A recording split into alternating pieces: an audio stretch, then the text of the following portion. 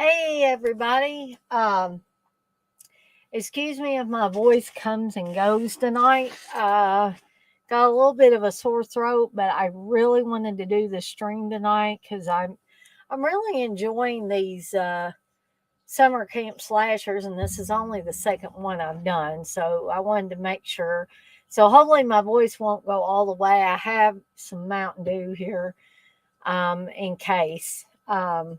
I need something. May have to get up and get a cough drop or whatever, something to soothe some kind of throat lozenge to soothe my throat. And it's only on one side. And usually I get that. I used to get that as a kid. All right, Dirk's in here. I didn't know for sure if Dirk was going to be able to be here tonight or not. So great. At least I will have Dirk in here with me in case nobody else wants to come in live. Well, Dirk went away. So hopefully it will come back in any event. We do have 8 people in here right now. Um, so what we're going to be talking about tonight is the final Friday the 13th that actually take place at the camp or semi take place at the camp. Okay. So that means that we will not be covering Jason X. People can talk about it if they want to. I just mean I'm not going to cover it in depth like the other ones. That also means I won't be covering Freddy versus Jason because technically Jason X takes place on a spaceship or whatever you want to call it, and Freddy versus Jason pretty much takes place in this town, not really per se at a camp.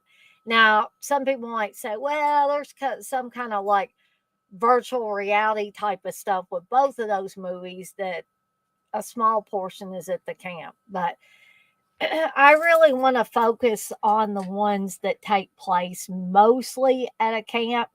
Now, it's going to be a stretch. It's going to be a stretch with Jason Goes to Hell. I realize that. But people are camping at certain points and times in the movie. So just bear with me on that one because I do know that is a stretch. The poet, you want to know what the song from the intro is? That is Rainbow Eyes from a very low budget horror movie called Rocktober Blood. Uh, so you can find it on YouTube. I actually have a Rocktober Blood vinyl that I got not very long ago uh, that has, that and a lot of the other songs that are on there. So, yeah, if you want to look up Rainbow Eyes on YouTube, I'm sure it's still on there somewhere. Hey, Darren. And Dirk answered as well. He said it's Rainbow Eyes. Hey, Super Batman Nerd. Okay, so I don't know how many of you guys saw my big announcement that I didn't really do a live stream last night. I was kind of taking a break from doing the live streams. I do that occasionally, not often, but occasionally. But I did make a little pre-recorded video that I put out that simply said big announcement. And the big announcement was and is that Seductive Poison will be making a return.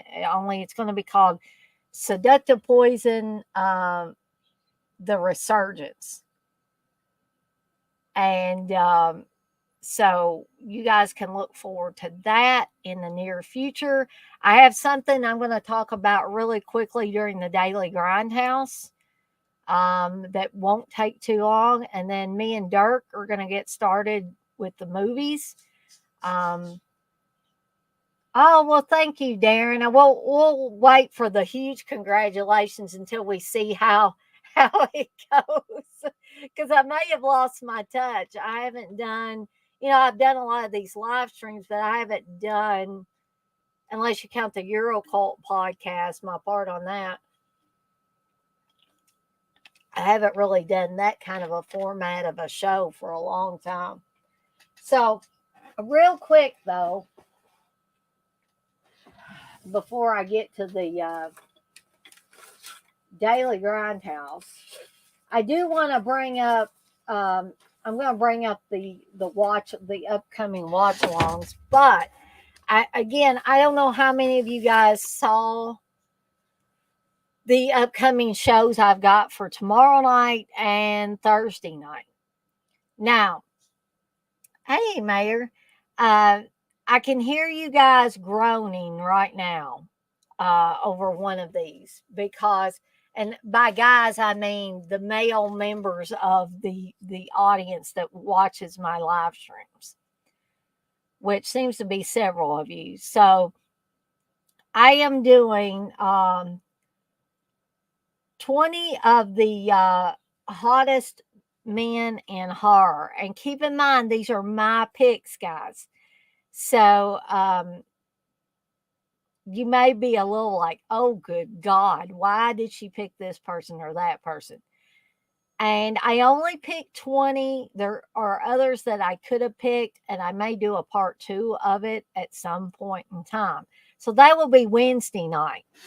So I look to not have like my regular group of guys that comes in here because they're probably not going to be interested in me talking about dudes for, 2 or 3 hours or whatever it takes me to do this.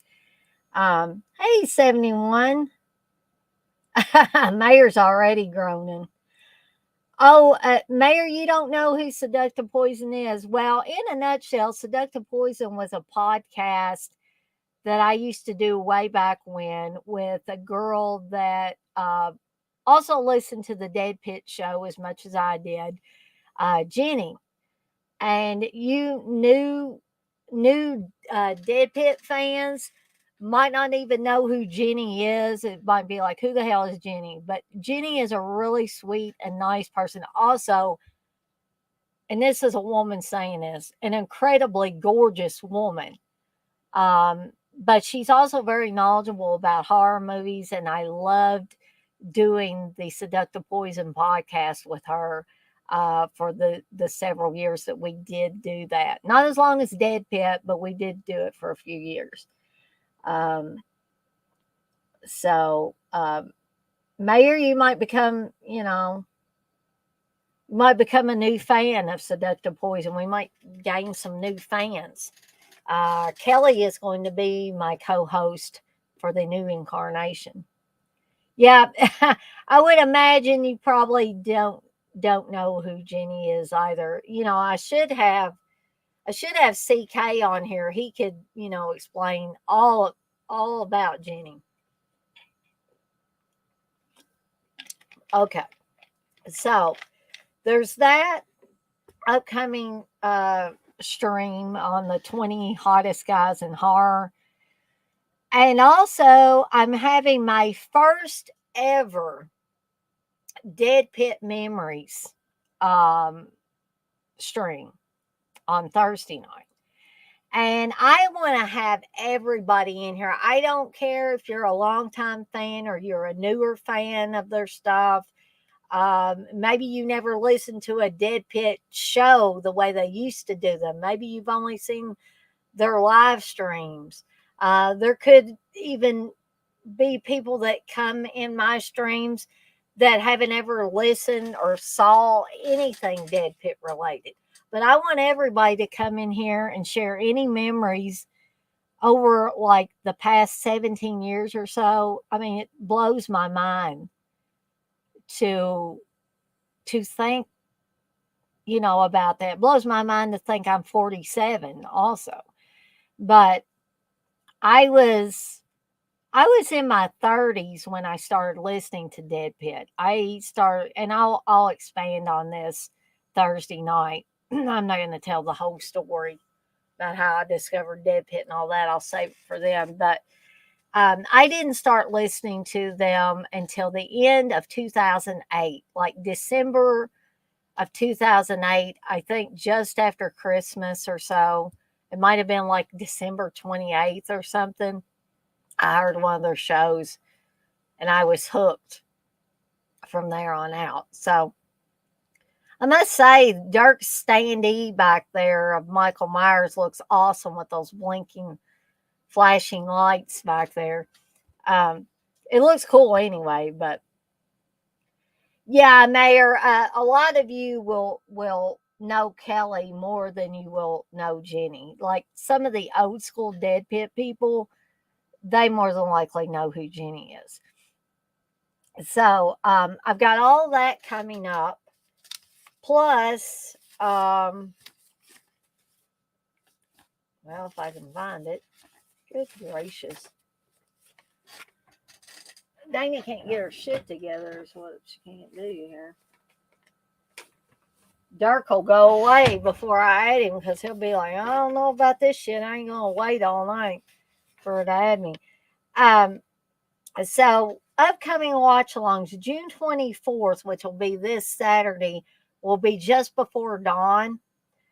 June 25th will be Caddyshack. July 1st is going to be the original Town That Dreaded Sundown, and Steve might be on here with me for that particular watch along. July 2nd will be Slumber Party Massacre 2. That was suggested by TJ, so we wanted to make sure I include that at some point. July 8th will be the little talked about Superstition. July 9th will be Summer School. July 15th is going to be the original Scream. July 16th will be Sleepaway Camp. July 22nd, Jaws 2. July 23rd will be another John Cusack movie, Say Anything, one of my favorites from the 80s. July 29th will be Sleepaway Camp 2. And July 30th will be Sleepaway Camp 3. I've got some already started for August. August 5th and 6th is going to be my first ever 2-part watch along.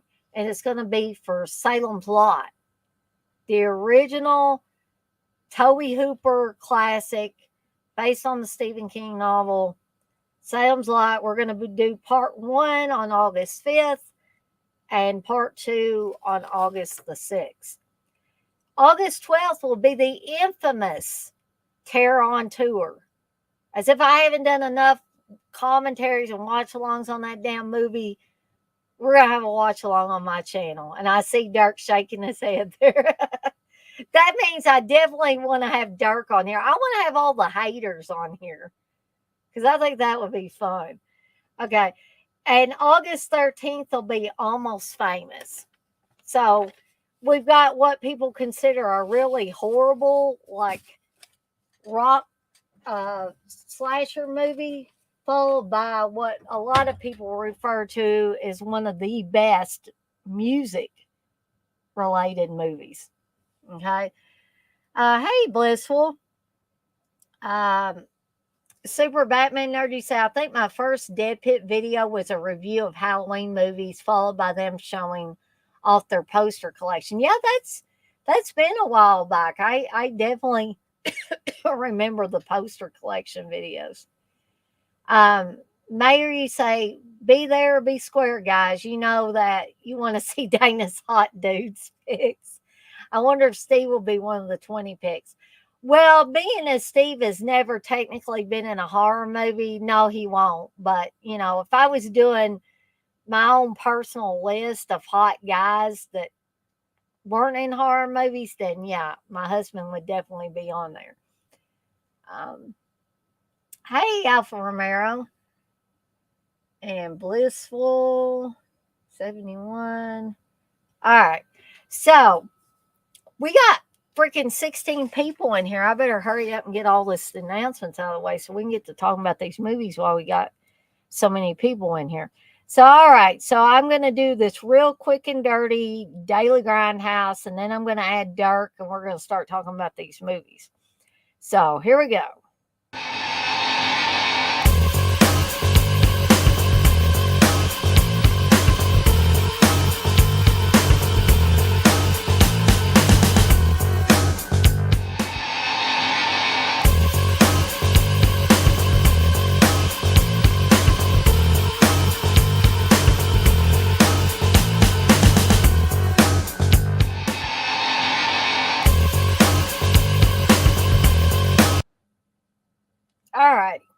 So here is the Reader's Digest condensed version of the Daily Grindhouse this time. And that is, and you guys may not give a shit one way or the other, but I finally got invited to the YouTube partner program. So, yay me. I did go through the application process. It's going to take a little bit. They said it could take up to a month before they finish reviewing my channel. Now, this is the first time I've ever been invited to this. So I don't know if, like, any of you other people that might see this that have been monetized or asked to join the YPP, if it took more time, if it took less time. This is all new to me, but I got the option to apply today. So that is the big news for the Daily Grindhouse. And well, thank you to Poet. Freeman Films, Felissa Rose or Pam Springsteen as Angela. That is very difficult for me, and I really can't answer that right now because I like both of those ladies in their respective films for different reasons. So I really can't pick a favorite. Mayor Steve is definitely on the on my list of sleepy dudes. Yes, he is. He's actually asleep right now. Thank you, Blissful. Blissful says, please hit the thumbs up and thank you. Well, thank you anyway, Texas, even though you didn't get to it before Blissful did. Thank you, Texas. Thank you, Alpha Romero. Mayor, you said, nope, I haven't. Probably because I don't make YouTube videos, but I do make TikTok videos. Well, that's very admirable, too. I know a lot of people might like to make TikTok videos. All right, guys and gals, I'm going to go ahead and add Dirk to the stream. Oh, thank you, Blissful. Hey, Dirk. What's going on? Well, not a lot here, but I heard you got like you had to leave your house and go to a hotel for a while, right? Yeah, is that too crazy? For it's not bothering me. Because I tend to focus on everything that's in the foreground instead of stuff that's okay. I can kill it, but it might be messing with somebody if they got epilepsy. You know? Oh, well, yeah. I didn't think about that. Is anybody got epilepsy in the chat? I got it killed. Yeah, we had some badass storms. Knocked the power out in Shreveport and Bossier. Over 200,000 people without power. And wow. Yeah, we had, and then, so I got a room that had power in Shreveport, in one part of Shreveport. And as soon as we got in there and got settled, 30 minutes we were there, 30 minutes maybe, and the power went out. And man. So we stayed the night miserably there. But I booked it for 2 nights, and they, I guess they're going to give me some money back. I don't know. But we ended up going to Dallas. Wow. Yeah. That's as far as, because we checked all the hotels around, and there was nothing. Like, everything was booked from here to Dallas. So we booked the room for 2 nights, and then the power came back on, and we came back.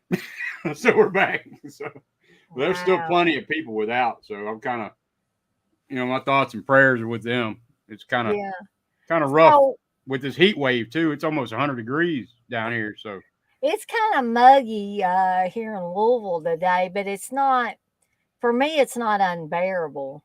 I know Steve comes home and complains if he had to go outside of the plant, and he says, like the other day, he said, I had to go outside and I had to ride the bike, and I had to ride the bike in the rain.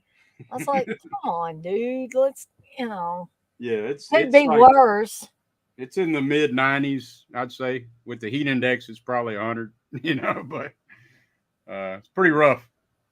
But yeah, so was it like, were they just super bad storms? Were there any tornadoes It or was like anything? hurricane winds. Mm. I mean, we drove around Shreveport and some areas over there by the hotel, and there was big old trees that went through people's homes and Oh, destroyed all kinds of shit. It's pretty bad. But yeah. now, Uncle Bill, that's not nice calling people buttholes. Come on. Sup buttholes and frijoles. Yeah, I guess we're a little bit of both. But hi, anyway, Uncle Bill, are you gonna Yeah. get your ass on here tonight? You gonna join me in Dirt, talk about these Friday Yeah. 13 movies? I got a new friend. You see my new friend back behind me? Oh yeah, that's awesome, Dirt. That's uh that's a Father's Day present from my son. Really? Yeah. Christian Roel got that. Mm-mm. That's a mannequin fully dressed like Art the Clown. Yeah, I was gonna say that's not no cardboard standee. That sucker's not. So Right. Yeah, wow. that's a damn heavy ass mannequin. I'd be afraid that thing would scare the shit out of me if I come in the dark room, forgot it was there. Yeah. Yeah. Michael used to scare me a couple times. Well, I know, but speaking of mannequins, many moons ago, I when I was a lot younger woman, in my probably mid to late 20s, I'd say. Oh God, that's been a long time. But anyways, I decided that I was going to go really elaborate with the Halloween decorations that year. And I worked on this stuff for months in the fall, Yeah. leading up to Halloween. And I decided I was going to get a little girl mannequin or a young girl mannequin. I was going to put on a wig on it and a nightgown, and I was going to dress it up to look like Reagan from The Exorcist. Oh hell yeah. And I probably still got some pictures somewhere of her. I think my mom and dad ended up getting rid of good old Reagan after a while because after I left home, of course, Steve wasn't going to let me bring that big old mannequin. But the point I was going to say about scaring people is I had her, kind of partially done.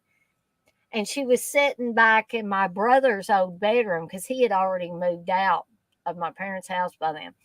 So that was kind of the catch all room. So I had her in there, and I swear I can't even begin to count the number of times I went walking into the hallway and I would catch her out of the corner of my eyes, like, oh God, somebody's Right. in here, Yeah.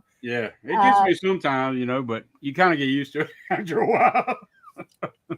I think I got used to it about the time that Halloween rolled around, and like I actually put her out in the yard as a decoration. But No, yeah. Steve got a little perturbed when I started decorating the yard here, but now he just kind of goes with it.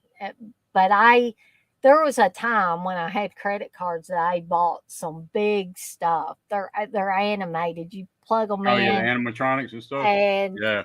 the the girl that looks like she's had a lobotomy, she rocks back and forth like this. And you can actually she's got a little sound effects thing where she's going, oh, like that. So if you got that and the effect of her rocking back and forth, it's kind of cool. And then my other one is just called The Killer. And it's a guy with stringy black hair, and he's dressed in jeans and a work shirt type of deal. And he's got a knife in his hand, and he goes like this. And some of the kids that come for trick or treating kind of look at those things like, especially the guy one, they look at him like, I don't know if I want to go up there and get any candy or not. That guy might get me up there. But Right. I always tell them it's okay. They're just like robots or something. They're not, they're not going to Right. hurt you. They're not real. And so most of them are okay with it. They'll come up on the porch and then get their candy. But anyways, That was my story I had to tell about mannequins and mannequins scaring you. Right. Uh, But yeah, so I was really surprised when they had that. They had it here when I came back. It was sitting in the living room. So I, I was like, "What the hell?" I bet you told them how awesome they were for getting you that. Oh yeah, yeah. Christian Royal. They put that together, so that's pretty cool. I bet they were so excited about, Oh yeah, surprising you with it. I would be. Um, oh yeah. I got my dad not so elaborate for Father's Day, and Dad wouldn't like horror stuff anyway. But he's a different breed of animal. He does like to hunt, like you like to hunt too, Yeah, Bert. yeah. I'm Um, looking at a new rifle right now. I know Dad went through. He doesn't buy as many guns now, but Yeah, like he used to. I guess he's got all the guns he wants or needs now. yeah. It gets Um, to a certain point, I guess.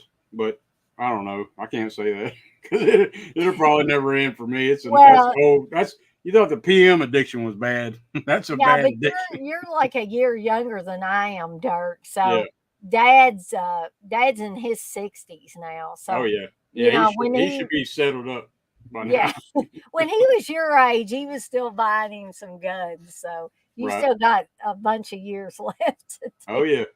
Yeah, for sure. But I got my dad.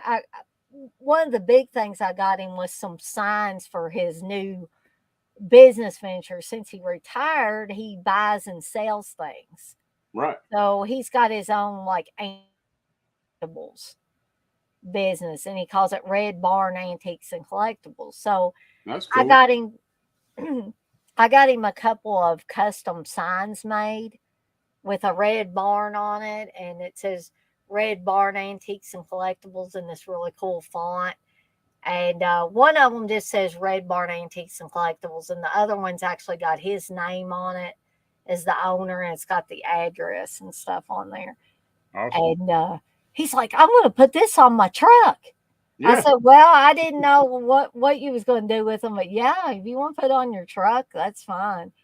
And then I got him because I didn't think the signs were going to come in time for me to Yeah. give them to him for Father's Day.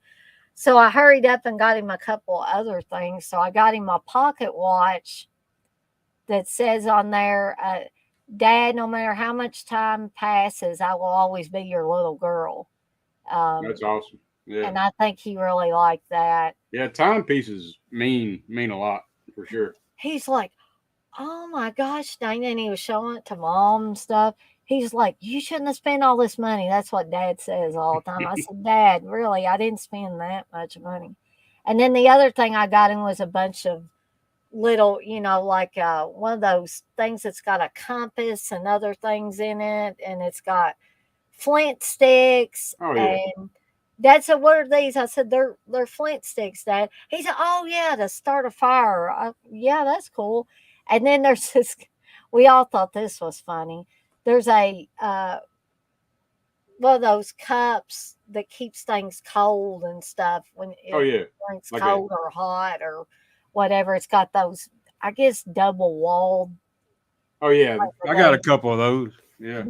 I don't have the Yeti ones. Those cost a little more. And no, I wasn't able to get Dad a Yeti when I would have liked to, but Yeah. on it But it I mean, said, hell, those other ones are just as good for real. Because I got one that'll keep my coffee hot for I don't know 12 hours, and then keep shit cold for 18 hours. So I mean, you're not. I mean, how long you need to drink a damn cup? You know? not quite that long. I don't think Dad'll probably put soft drinks in it or something because he doesn't drink coffee. My mom does, but Right. Dad never did. But the cup says something about no matter what life throws at you or something like that. It said at least you don't have ugly kids. And Right. Dad looked at that and he was reading it slowly, and then he just laughed. I said, "Well, yeah, you don't have ugly kids, Dad." right. So anyway, I went to see Dad on Saturday because Steve said, "If we go on Saturday, we can spend more time with them. If we go on Sunday, it might be a little rush because, of course, he's got to get back home to get some rest before work on Monday." right. So we had a good visit with them. Dad grilled out. I said, Dad, you're not supposed to grill out on Father's Day. I said, you're supposed to have somebody like me take you out and treat you out to eat. And he said, well, but that's just how Dad is. But his food was good, he Uh-oh. could. So, anyway, I guess enough about Father's Day. We'll get to these Friday the 13th movies. And if anybody wants to join at any point in time, that includes you, Uncle Bill. I think my internet stuttered there for a second, didn't it? Oh, I guess I wasn't paying attention. It may Okay. have, Dirk. I think sometimes mine does too. Sometimes it hiccups or Yeah. Start whatever. doing its little loading deal. The mayor says, hell, Steve gets more rest than any human alive, LOL. Yeah, and it doesn't do him one damn bit of good, Mayor, either. I I worry think he about it. sleeps more than my cat. I mean, I think he my sleeps more than all of cats our sleep a lot. dogs combined. But anyway, so we'll go ahead and get started. And we're going to kick this off with part 6, Yeah. which is Thanks to going. live. Yeah, and Dirk's got the shirt on too. And this is the one that, in my opinion, concludes the, I guess, unofficial Tommy trilogy. Yeah. Because Oh, you yeah. had part 4, part 5, and part 6, Jason Lives. And I always call this one Frank and Jace. yeah. Oh, Uncle Bill. He says, I'd come in, but I'm worn down today. Well, if you get any energy, Uncle Bill, you know how long we went on about those the other ones. So there'll be Yeah. plenty of time if you get your second wind or whatever. So this time around, it's Tom Matthews playing Tommy. And I don't know, a lot of it, well, maybe not a lot of people, but I've heard several people kind of uh, laugh about Tom Matthews' portrayal of Tommy Really? in this. Yeah, they kind of make fun of him, especially at the end. And again, guys, if you've not seen some of these Friday 13th, we're going to spoil the hell out of Oh, them. yeah, So, man. I mean, you can't. I mean, if you ain't seen Friday the 13th, what the hell? If you haven't seen them all, what the I hell? know. I think Uncle Bill said the same thing last time. If you ain't seen these Friday 13th movies, and heaven help you, I'll just say one thing about part 6. Okay, I got Mhm. hella nostalgia for part 6 because uh, first time I seen it was on VHS, Mhm. and during that time it was just me and my mom growing up. So we went to church, right? So after church, I go rent movies. So I rent Friday the That's a 13th. great thing to do, isn't it? Yeah, got Friday 13th part 6. Went and got a damn Big Mac and some fries, and that memory will just stay with me forever. Is eating my Oh damn yeah. Big Mac and French fries and damn watching part 6. And I've always loved part 6. I mean, it's just I've seen them in order though. Like I've seen part 1 Uh, at my rich cousin's house. He had a laser disc. He had a laser disc player. So I seen Friday the 13th. That was the first one I saw, and then wow, that's awesome that you got to see them in order. I was all over the place I when didn't want to I see him any saw other way, them. so I was like, okay, I got to see part 2. If I had had my way, I would have seen them in order. However, Right. the way things were, I had a cousin, my cousin Heather, Mm-hmm. who they weren't really, I guess they weren't really rich, but they were techie people. Yeah. Her dad, my Uncle Jim, he every new gadget that came out, Jim had to have it. So therefore, they got computers way before me and my brother did. They got a top loading VCR.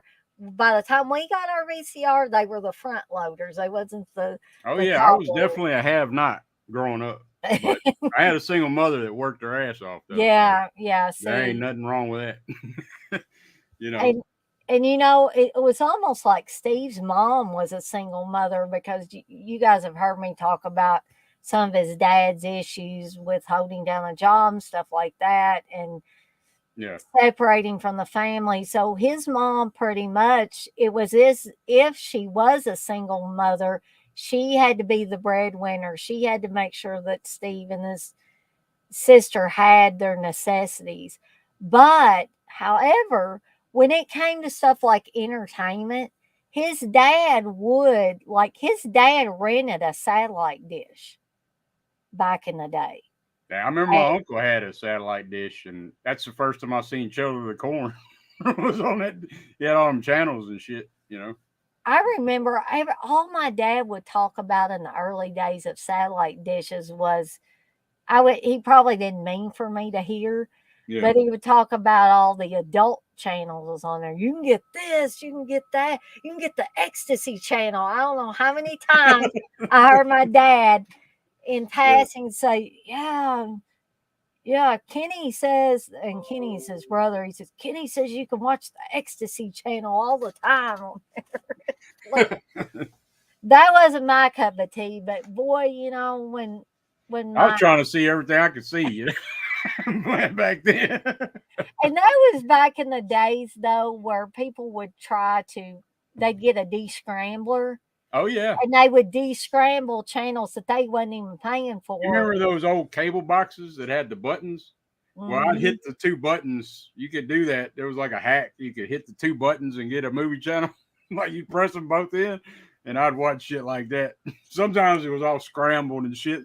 So I'd just be sitting there listening to it. Yeah. Or get right up there to the screen and you'd be like, try to make the let's shit see out. if we can make something out here. Yeah. I did do that with not with like adult stuff, but like horror movies. I wanted to see what was going on.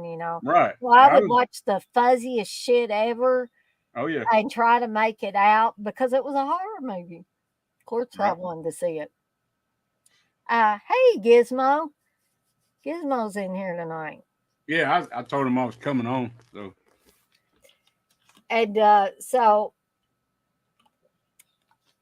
there was a time too, though. I don't know if some of those descrambler devices you actually attached to the satellite dish, but there was a point in time where I heard Dad and my Uncle Kenny talking about, they're starting to I don't think they meant they literally blew up your satellite dish, but they were frying them. They were short circuiting them or something because oh damn, the satellite companies, I guess, figured out.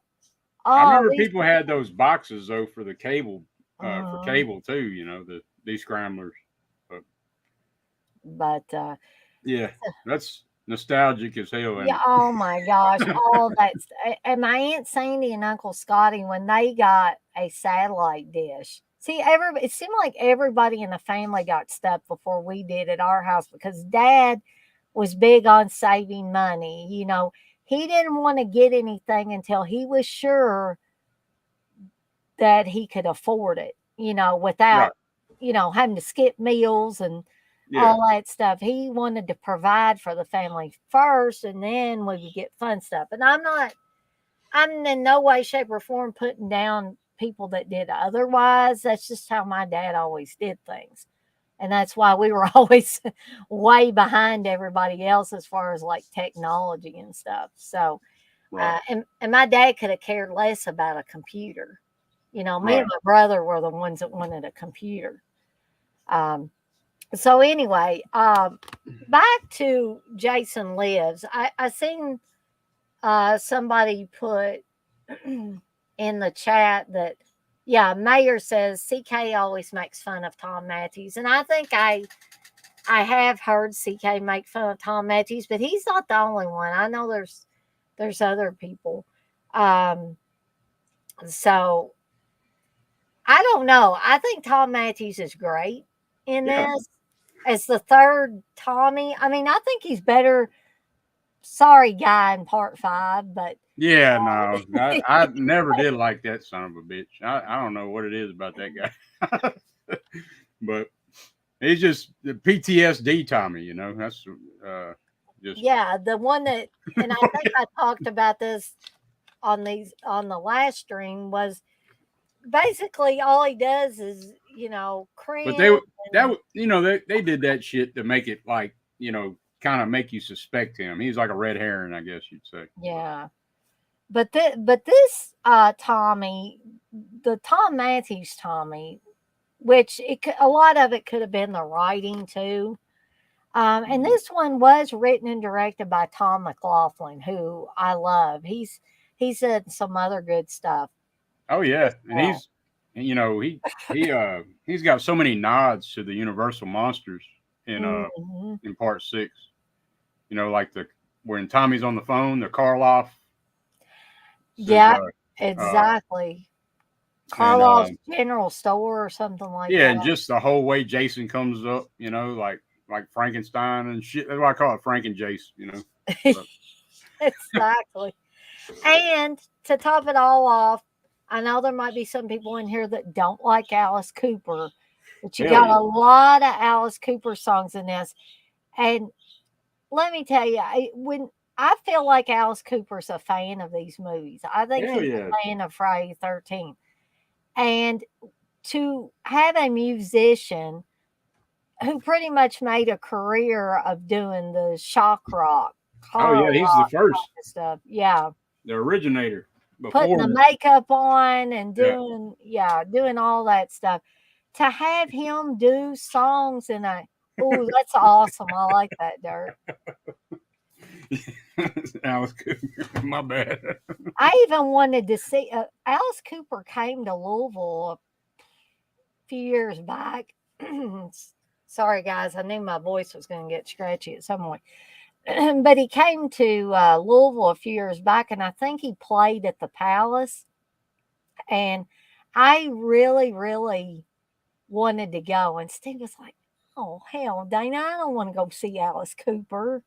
So we didn't end up going, but I wish that I had been able to go because I'd never seen him live in concert. And I don't know, he's just one that I would like to see Oh, in Alice concert. Cooper was like the first thing I ever seen Alice Cooper was I seen him on, I don't know what channel it was on, but that crazy ass video, Welcome to My Nightmare. Oh yeah, That was the first time I ever seen or heard anything about Alice Cooper, and I was hooked ever since. I think I saw him. Wasn't several of his videos on MTV Yeah, but back in the day? I don't think this This is was something MTV. different. This is I mean it could have been. Shit, I don't know. It might. There ain't no telling. But I just remember that video was so low budget looking, and I don't know. I dug it, and then I ended up getting the damn Schools Out album, and it was over with Oh then. yeah. Yeah, I mean, I don't know about anybody else, but I just think Alice Cooper had a lot of good Hell yeah. good songs over the years, and not all of them were horror type of songs. The majority of them, yeah, but some of them were. I don't consider them horror. What was the one? I'm 18, Yeah, I'm 18, and no more and Mr. Nice Guy. I guess kinda. No more Mr. Nice Guy they use No More Mr. Nice Guy for a and shocker. Shocker. I know. Yeah, right. That was But great when it come out. what was that one? I wouldn't call it a horror song. It was sort of like a more like a romantic type of song, but it was dark though. He had several that weren't just horror. I can't Mm, think of them all, but I know what's that $1 million babies and mm-hmm. um, yeah, I'm drawing blanks a little bit. But But I just wanted to point that out because, again, to have somebody that has made a career out of being a musician, like these movies so much, and when somebody asks you, "Hey, you want to do music for you want to do some songs or can we use some of your songs for this movie?" Didn't act like he was embarrassed or ashamed. nah, Alice Cooper doesn't, he yeah. embraced that shit. Yeah, all the way. So that's always nice to, you hear so many musicians. Of course, there are musicians that didn't make a career mostly out of shock rock, horror type of stuff. But I think it was it Cat Stevens, and I love Cat Stevens music, but I think they asked Cat Stevens when American Werewolf in London was being made, um, if they could use one of his songs. And he was like, "No, I don't want my song being in a werewolf movie." Oh hell. And it's like, what difference does it make in the grand Yeah, well, I scheme of mean, horror was so like lowbrow back then. You know, everybody looked way down. Like, things? Mhm. like horror was just as bad as porn. You know, back in the day. You know what I mean? Like, Yeah, if you're affiliated with horror, then you was a piece of shit, pretty much. yeah, So they yeah, didn't want to do basically. that. but but not now. I mean, so many people No, love no, horror. horror is It's it's so a many different genres and so much. It's changed so much, but then you can always go back to the old shit. right, right. And I've said this before. I hated that. Hey, Menelec, I hated that. In a lot of ways, I hated that things like The Walking Dead and stuff made zombies, like I've said this before, I like zombies on the fringes. When I liked it when we were thought of as weird for liking George Romero zombie movies and stuff like that. Now people's mothers, there's housewives that are, oh, I love The Oh Walking yeah, because they made it all like a drama. You Dead. know, they made it more about the characters, like, and it's more like a damn soap opera in a way. Yeah, You yeah, know, unfortunately.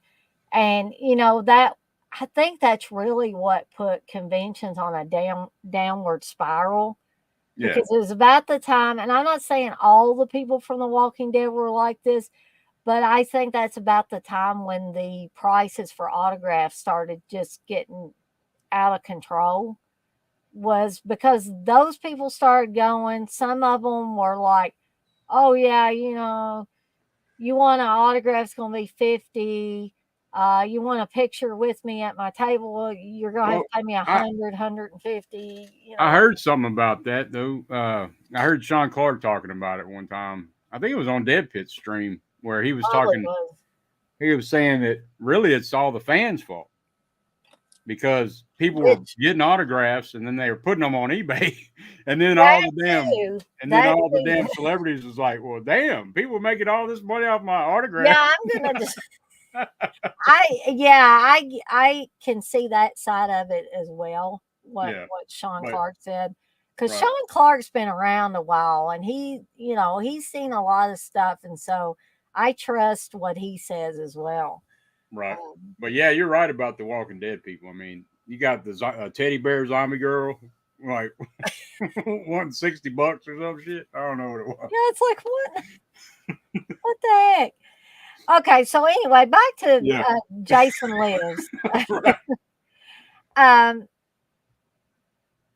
this one I always thought was a lot of fun. I'm gonna see what Dirk thinks about it as well. I mean, obviously he has fond memories Yeah, I about love it. Jason Lives. I mean, it's the least sleazy of the Yeah, franchise. yeah. Uh, Except for the for the the one RV scene. the well, no, not really that one, but the one where Tommy is in the car with Megan, Oh yeah, and she's trying yeah, to keep him hidden. And right. I swear to goodness, you guys try to prove me wrong on this. There are so many sexual innuendos in that one scene alone Yeah, between her and it is. Tom But Atkins. I just mean as far as like there's no uh, nudity, you know, right, exactly. in six. But I uh, think they were trying to, maybe Tom McLaughlin was trying to be a little more subtle yeah, with and that kind of stuff. six didn't really do well, from what I understand. I don't think it did. I don't think it did either. Um, this evidently this one wasn't a huge money maker, and I don't know why. Um, it came out in '86. It's not even it's not even on the longer side. It's only 86 minutes long.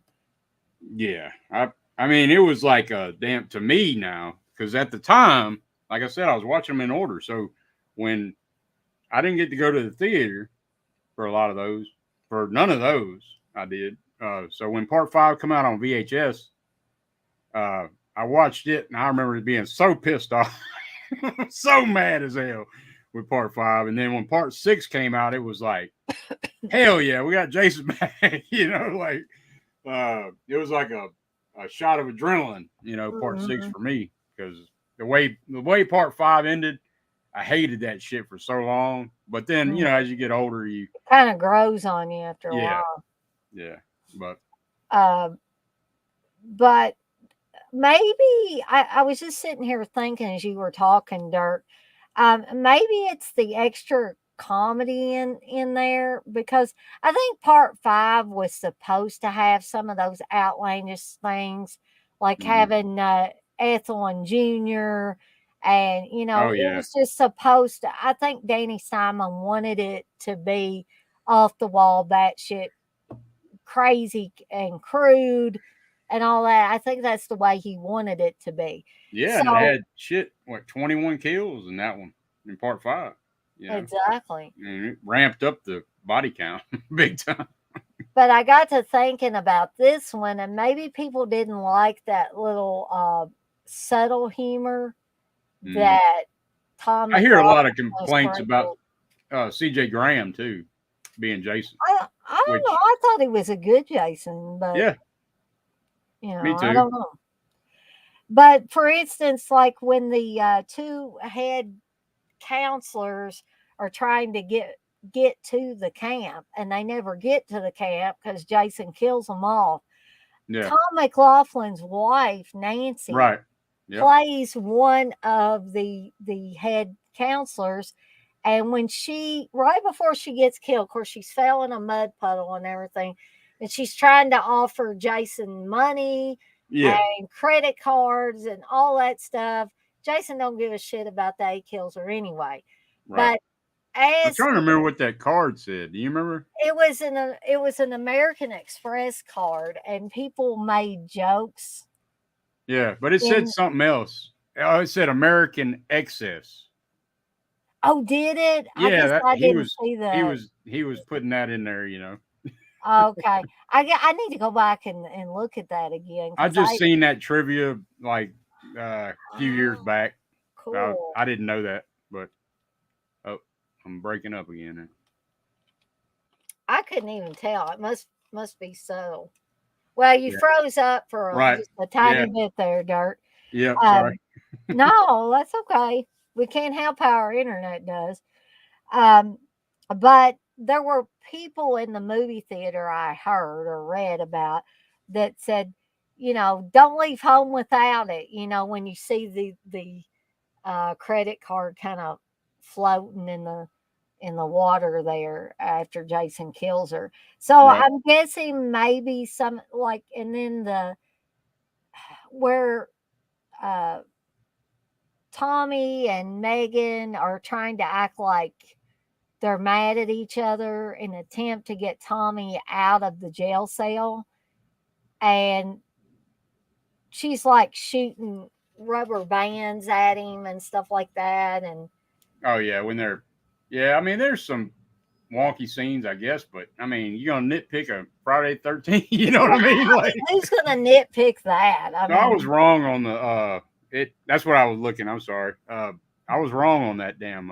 It was a $3 million budget, and it made 19 million worldwide. So hmm. so that ain't too bad. No, I don't think that's bad at all. But So I don't know what the hell I was thinking. I just had to check my own facts. I didn't. I want to tell people the wrong shit. this is also the one where it has the business people that are out playing paintball Oh yeah, out in the woods. And I always thought this was, I yeah. always The thought it was smiley. hilarious because, first of all, you got uh, one guy whining because he wants to eat all the time. and then the other guy with him is complaining because there's a company exec that is a woman Yeah. that's out there playing paintball with them, and the rest of them are guys. And some of the guys don't like the woman. You Right. got to think this was 1986.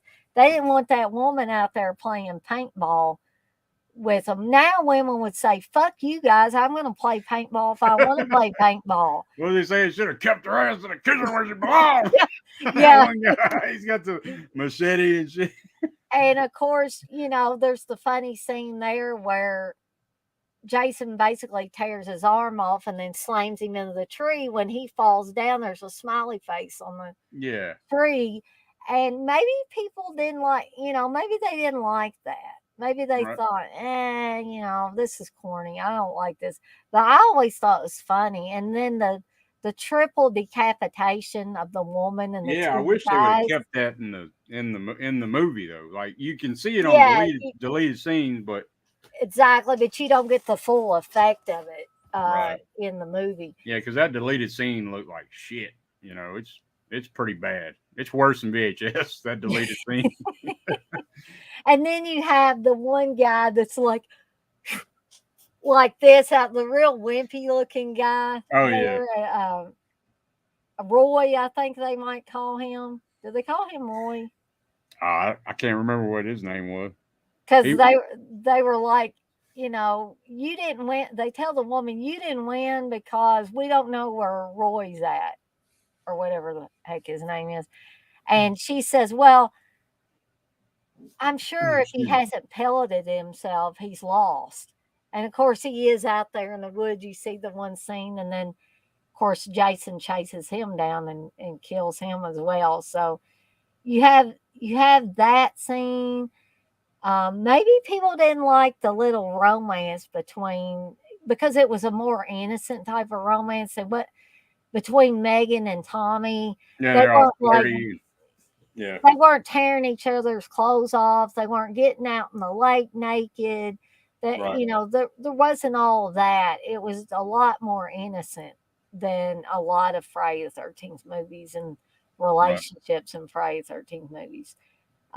So I guess there's a lot of things in there that maybe people kind of picked on and decided that they didn't like this movie because of it.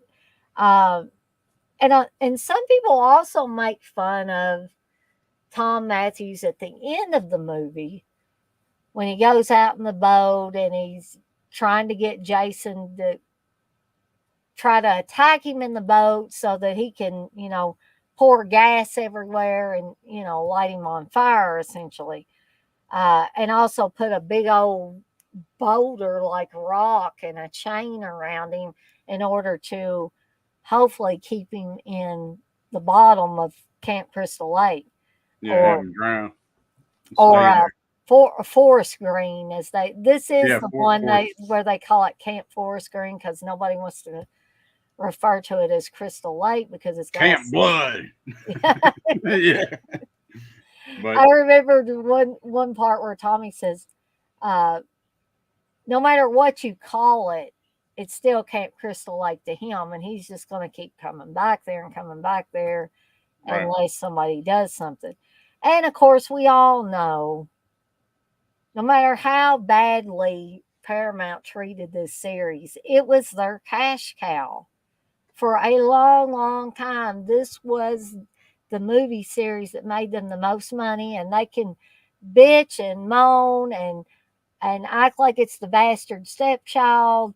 They can do all that. But this movie series, this franchise, made them a ton of money. And that is why they kept being made. Right. They weren't making them for the fans. They were making them because the fans was secondary.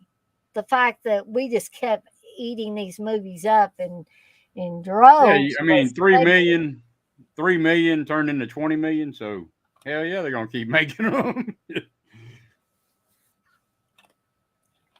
Oh, that's okay, Super Batman Nerd. You say, hey, I'll be right back, Dana. Okay. You say, I had to go. My earbud is dying, and I'll catch the rest of this later. That's cool. Uncle Bill, you say, I like my Jason movies to look cheap and shitty, not like an actual movie. Men like you like Jason Lives as well. Looks like we got a lot of people that like this one. Chris C, you said the part where he slices the heads off of those paintballers with one swipe is gold. LOL. I agree, Chris C. I'm just a lot like Dirk that I wish that we had been able to get the full impact of that. Are you talking about Tom Matthews as Tommy? He's got a hilarious lisp. I don't know. I guess I didn't. What about in Return of the Living Dead? I mean, he's good in that one too. Yeah. I mean, I met Tom Matthews probably Okay, I never got to meet him. 2-3 years ago, and he really super nice guy. Yeah, I And mean, hell, I was 10 when I was watching this movie, so you know, I yeah, mean, because I Dirk, always did scratch my head though. I'm like, and you know, back, I guess, do you remember? I mean, I don't know if I'm the only one that ever did this shit, but I'd watch a movie and then I'd watch it again and I'd be like, man, don't do that shit. I think it's gonna change on the second watch. I guess when I was my little young ass mind, you know, but Tommy's ass digging up Jason, and you know, I always wondered why the fuck you would leave that damn thing in him, you know. oh, and we forgot, or I forgot one big thing here. I didn't talk about Horshack.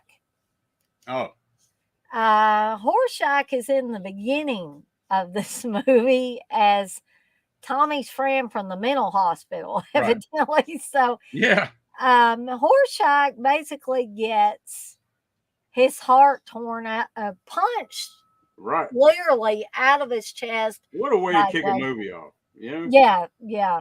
I mean, And then you have that intro that is very reminiscent of James Bond movies, yep, and you yep, you cannot tell me it's not. right. Evidently, Tom McLaughlin must have been a big James Bond fan Oh to yeah. to have that in there. Um, Texas, you bring up a good point here. Paramount would have had it made if they had done Friday the 13th meets the Bad News Bears. I always wanted to see Jason versus Bigfoot, you know, or some shit. Well, that would have been interesting. We had to Some wait weird shit. years and years and years for Freddy versus Jason, though. That's how long it would take for some of this Yeah. other stuff. Well, I remember the build up for that. I mean, I remember Oh as my a gosh. kid on a school bus, all the kids talking about that shit. Freddy versus Jason and all that shit. And then finally it happened, what, 15, 20 years later? Yeah. But, Because, I mean, the whole setup, like whether you love Jason Goes to Hell or you hate it, mm-hmm. that was supposed to be the ultimate setup for it. And everybody was expecting the next movie Yeah. to be that. And not, we ended up having to wait for several more years after that in order to Well, I just remember people talking about it way before Jason Goes to Hell. Like you know, just kids at school and shit was always talking about, what if Jason versus Freddy, you know, like, so I don't know if that was everywhere going on, but I think it must have been, I mean, amongst fans right. of both franchises, basically. Yeah. Chris C, you bring up a good line. Uh, Jason belongs in hell, and I'm going to see he gets there.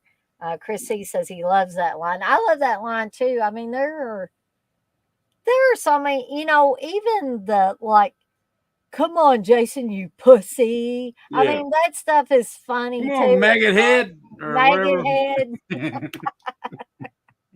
Come on, you pussy. Yeah. Extra emphasis on the E. Yeah. And Jason, of course, maggot ridden soul that he is, falls for that, starts Right. walking out into Crystal Lake. Uh, but there are some, I mean, let's talk about the kills for a second. I know we talked about Horshack getting killed at the beginning. Um, but this was a time when the MPAA was cracking down on stuff, so they didn't really get to do what they could have if somebody wasn't cracking down saying, no, no, no, you got to go back and you got to fix this stuff. For instance, the triple decapitation scene during the paintball thing. I still think like I like a good head crush scene as well as the next person. So that you got head crush scenes. You have Megan's dad, who's the sheriff, actually being folded and Yeah, bent over that's backwards a with that's a ham. great kill. Yeah, That's probably my favorite. that's your favorite kill. It probably in this one, not like I overall. like the RV. Is that what you're I talking about? The face crush? Yeah, I do like her getting her face crushed into the actual side of the RV. right. She was supposed to be in part 5, but uh, hmm uh, What in her name? Darcy DeMoss, is that her name? I think so. Yeah, she was Mhm. supposed to be in 5, but She didn't want to show her boobies, did she? I don't think they said that. I think that the director said she wasn't big enough or something. Probably did. Danny Steinman, he probably did. He got Deborah Voorhees instead. Yeah, and you know, the talk about Deborah Sue Voorhees will never stop. I don't think so. She's going Yeah, to be infamous forever for that one movie. right. And she's got what's that movie she come out with? But she was a Oh yeah. what is it called? Uh, Oh gosh, I'm trying to remember now. fan 13th fan or fan. I Is can't it Fanboy 13? Is that fanboy, it? something like that. Yeah. I think Steve and I watched that one. That one it had Yeah, some fun moments in it, but it's okay. Yeah, wasn't anything to write home about or anything. But yeah, it had a lot of the people from the franchise in it. so let's see. Um, anything else you want to bring up? Any key scenes you want to bring up, Dirk, before we move on to the I know next we the iconic shot for me out of the whole movie is one? when you see Jason's eye and that damn maggot right there by his eye. Oh Like yeah, that's the most iconic shot out of the whole film for me. Like I that don't is a cool shot. yeah. I'm trying to think. The little girl when she's praying and then hmm Jason's just gone. Like I guess maybe people Yeah, got mad about that shit too. I don't know. and I think Jason is one horror character that I could never see killing a child because Right. he died when he was a child. He drowned. And Yeah. so I don't think you would ever see Jason kill a child. He'll kill teenagers Oh yeah. Yeah. because teenagers were who should have been watching him Right. Yeah. and they didn't and he drowned. So, Yeah. but Jason little has kids, a damn good reason for what he's doing. All these other jackasses don't really. Michael's reason is just he's just evil. It's just cause. Mhm. Freddy's just some sicko, you know. Sicko pedophile, even though Right. they didn't Yeah. express that really Right. that much in Nightmare on Elm Street. And then Um, and then Leatherface is just I guess just thrown off a little bit. But yeah, I hate to say it, but Leatherface is probably inbred and everything. There's so right. Yeah. oh man. Um, so and as for CJ Graham, again, I'd like to say I think he did a great job as Jason. I don't think he was bad at all.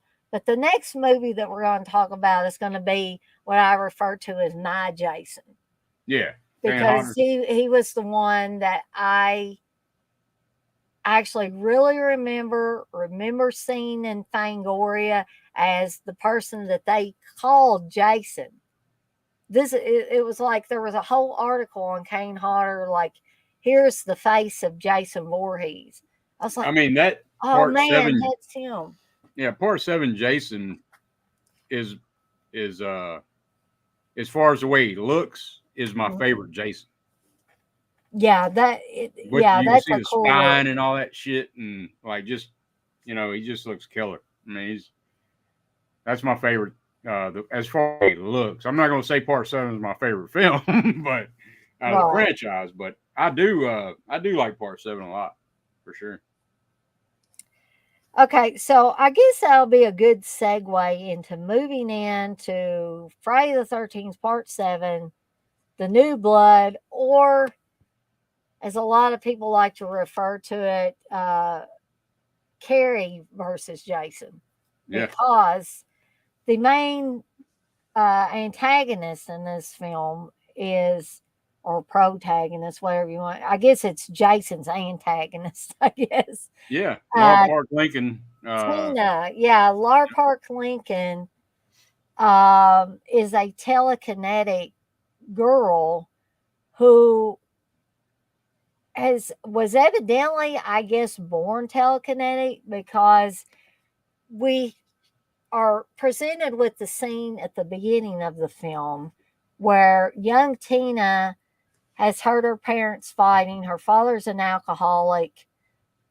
We Yeah, he's hear beating him the hell out of slap. her mom. We hear him slapping, Yeah, backhanding, whatever Tina's mom, and he's telling her, "Don't tell me what to do." She's telling him, "Don't drink anymore." He's already way past the point where you could make any sense with him. So Tina hears all this stuff, runs out to the lake, gets in a boat, and starts to go out in the middle of the lake. Uh, at that point in time, her mother and father come running out of the cabin, and the for whatever reason, her father is suddenly thinking more clearly. I don't know how that works, yeah, he but sobered up real damn quick. so I guess your little girl going out in the lake in a boat will sober you up. I don't know. Um, so Tina's really angry, and she's hurt that her daddy has done this to her mother, and it's probably not the first time. I would say, They made the little and girl kind of look like they made sure they got a little girl kind of looks like the Carol Ann and shit. yeah, she did. She certainly did. Um, I don't think she really looks like Lar Park Lincoln, but No, they, no, no, not at all. so her father comes out on the dock or pier or whatever you want to call it, and he's calling to her. He says, "I didn't mean it. Come back, baby, come back." And she's still angry, and she says, "I hate you. I wish you were dead." Now, I'm not saying all kids have said that at one point in time, but if they haven't said it, they've wished it. And Right.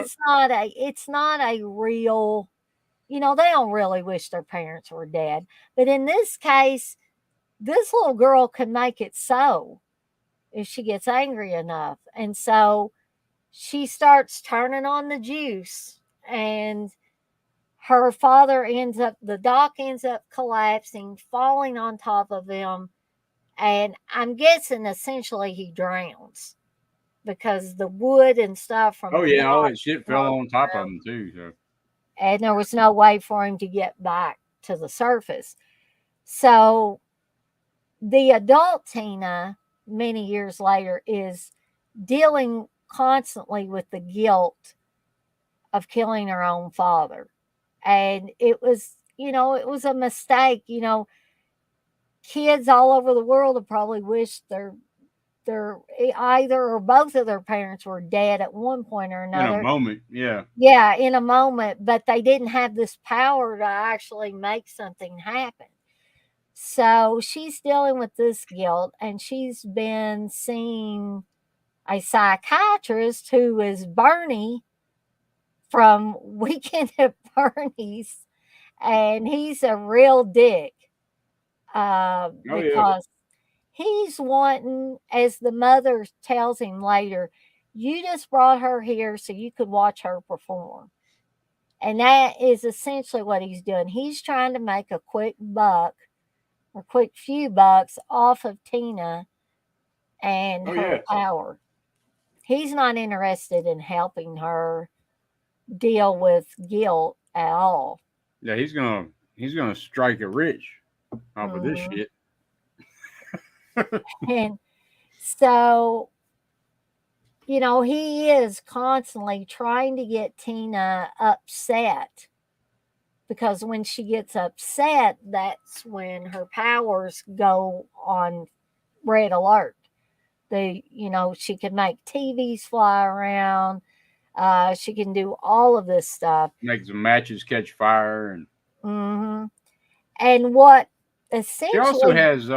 I'm sorry. oh no, go ahead, Dirt. She also has premonitions too. Hmm. So it's like she can see into the future and shit. Yep, So yep, uh, exactly. So I don't know how that fits in with telekinesis. right, But it's a movie, right. so horror movie logic again. I'm not gonna, but ask too many questions. I think Kane Hodder, his Jason, um, I would say it's up there. I mean, it stands alone from all the other Jasons because he does that breathing thing that he Yeah. does, and it sets him apart. But I mean, in all honesty, Ted White's my favorite Jason. Period. Hmm. But Kane Hodder's like he is Jason. I mean, he's got to be. Hmm. He's in film 4 times. I mean, 4 different films. Um, but And anyway, he sorry. probably would have been. I'm gonna get on my soapbox here a second. He probably would have been in more, but they fucked him over on Freddy versus Jason. Yeah. And if you don't believe that, I'm gonna bring up this since we're talking about Kane Hodder anyway. I'm gonna bring up this great documentary again, Oh To yeah. Hell and Back, the Kane It's Hodder awesome. story. Yep. That is fantastic. Everything you want to know about Kane Hodder and maybe some stuff you didn't ask questions about, but you get it all in this documentary. And Kane Hodder, I have never seen Kane Hodder so vulnerable before. Because usually what we see are interviews where people are talking to him about, so what was it like to play Jason? And he's probably been asked that a gazillion times. He's Right. probably got scripted answers to that. But you can tell that he really liked playing the role of Jason. He didn't just think of it as, oh, this is one job and then I'm going to move on to the next one. Or I'm just a stunt man. They're just going to put me in the suit. I'm going to go in here. I'm going to do the stunt man thing. And then I'm just going to go on to the next job. No, he embraced, as you said, Dirk, he embraced this character of Jason Voorhees and made it his own with the breathing, with the looks. Um, Just Kane his Hodder, whole movement, everything that he yeah, does is Kane Hodder creates a whole persona for Jason that we never got with anybody else. I don't care what you tell me. The other guys were great yeah. as Jason. I'm not going to say they weren't, but Kane Hodder created a persona that's Jason Voorhees, and he's a force to be reckoned with in the movies that where he plays Jason. You don't want to mess with this guy, and I don't Right. think you would want to mess with Kane Hodder either. I mean, he's Even now, yeah. I mean, I've met him personally, and he's you know he does a whole strangle thing. he Have you ever? didn't do that with me when I met him a few years back. I kind of wish he had now, But but he'll ask you, if you want to be, but he'll really choke your ass. You can mm, feel he's got some strength. Uh, but he's also awesome with the fans. I mean, yeah, I brought some stuff to sign, and he only charged me one thing. And uh huh, I think it was $60, but he signed like 3 things that I had. You yeah, know, that's not bad. most of them don't do that shit. Most of them are Mm. charging you per item. And I didn't even ask him to do that. He just did it because he knew how much a fan I am of the franchise. It's my favorite franchise. Uh, so, I mean, I'm sure it's a lot of people's favorite franchise, but he knew how much he could tell. I believe. Well, he knew you were a dedicated fan. I'm Yeah, sure, Dirt. They right. can tell. Yeah, They but can tell you're regular. I would not hesitate to meet Kane Hodder if you never met him. You know, if you ever had a Oh chance. yeah, and that's something, I hate to keep talking about Steve, but Steve has never expressed an interest ever in meeting Kane Hodder. He's never met him. And I'm Hmm. like, Steve, why don't you want to meet Kane Hodder? I mean, he's like, to me, he's the ultimate Jason. Yeah, I mean, for sure, he's in most of the damn. I mean, more films than anybody else. And like you were Right. saying, we're saying, the way he portrays Jason, like he became Jason all the way. You know, Hmm. it's not like Yeah. just a role. It's like he was For Jason. for a guy, and if I'm not kidding here, he shows this tattoo on to hell and back. If he pulls down his lip like that, he's got kill tattooed on the inside there. And like somebody that will do that, they're pretty damn dedicated to whatever role they're playing. Darren says Steve don't want to get choked out. I don't know what it is. He just every time I mention Kane Hodder, it's like a switch gets turned off, and I'm like, well, what did he piss in your cornflakes or what? What is the deal here?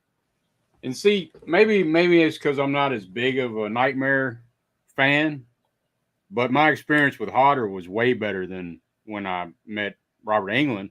Hmm. And most people say how great Robert England is, but maybe it's just because I'm not. He could probably tell I'm not as big a fan of Nightmare on the Street, but you know, I Well, mean, when I met Kane Hodder, like this was back in '09, I met him mhm. at Scarefest, and he kept wanting me to say stuff. He's Oh like, yeah, say something because he liked my accent. And hmm I hate my accent. Now, if I go back and even hear my voice on a recording or hear it on one of these streams, if I'm going back, because I don't go back and watch my own streams because I'm conceited and I like watching myself. No, what I watch them for is one to see what other people were talking about, and that part's fun for me, and also to see where I can make improvements. Where right. where where did I fall What short? can you do better? Yeah. Mhm. What can I do better next time? Um, Mayor says that's it. Steve likes his bowl of cereal dry. No piss for Steve. Oh man, I I see told you. Gizmo. He's talking about there's a sexual mutant black freak that kills people with his big. Okay, all right. In a movie called 16 16 Tongues, tongues. he makes He makes Jason look like a biatch. Oh God, what the hell? wow, Gizmo. I don't know. I don't know if I need to see that movie or Oh, we're gonna do a stream Sunday on his channel, and uh it's uh basically what we're doing is we're taking a bunch of blind. We're taking like 20 titles, uh-huh. and so we pick what movies that each other got to watch out of our blind watch buys and shit. Oh, cool. Like I shit we like haven't that watched, but idea. it's just piled up. So Yeah. that was one of the ones I made him watch. Was that 16 Tongues? It looked awful. I was like, because Gizmo buys all kinds of weird shit. But So you said, dude, you're watching that one. yeah, yeah, Oh man, that's crazy. But I like that idea though. yeah. He come up with that. I said, man, we got to come up with something to do to get these damn blind watches out the way. I Oh got yeah. stacks of shit piled up I ain't watched, you know. I freaking need to still watch my four flies that you sent me, Dirt. I Right? ain't done that yet. I hadn't even sat down and gotten a chance to. It's like I've been so course, I do streams just about every night, and by the time I get done with those, it's late. But I'll make time for it. It's sitting right there at the top of my stack of movies to watch. Whew. That's a hell of a release. I haven't checked it out either. I need to. I just got so much shit that's piled up, and I'm like an animal.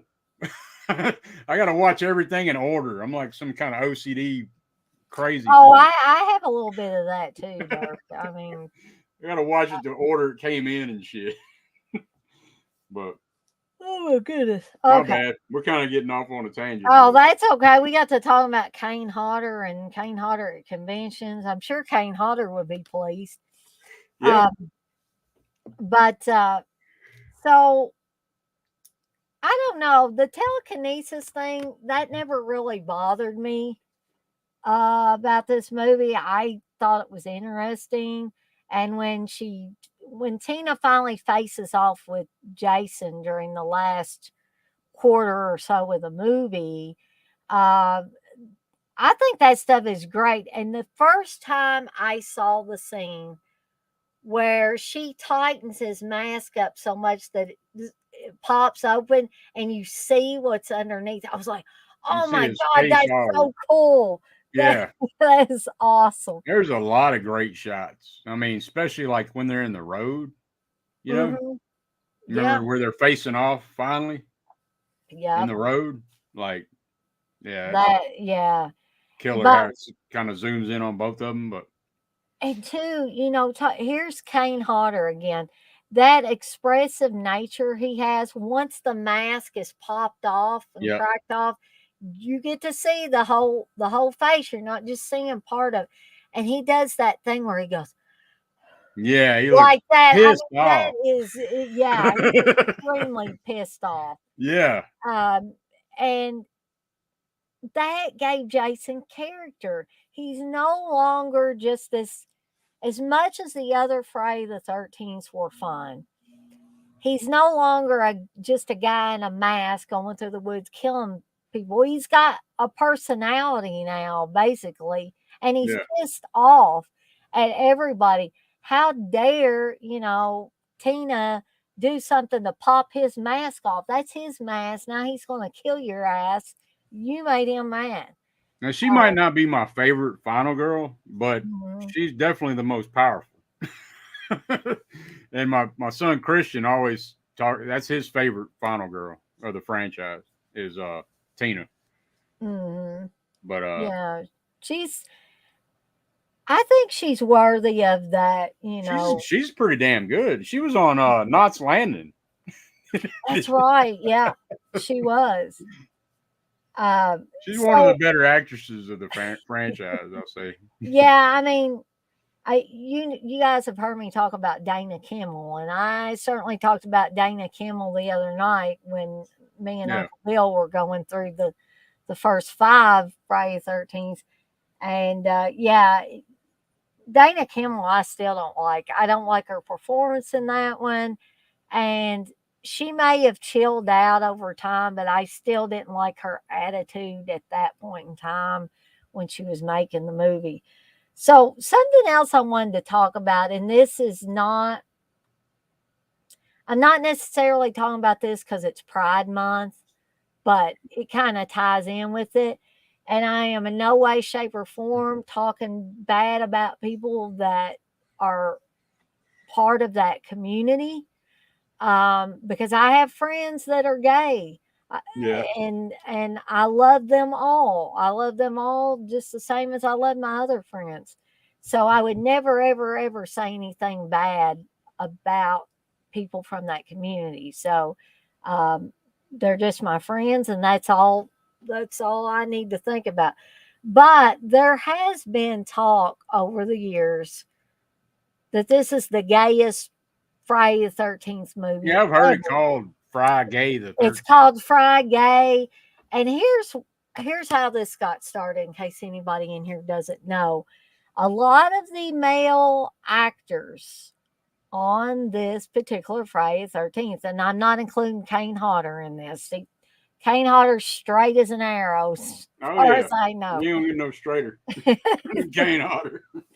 But a lot of the other guys in the film, the actors that play these characters are gay, openly gay guys now. Probably not so much back then Yeah. when this came out in what, 88.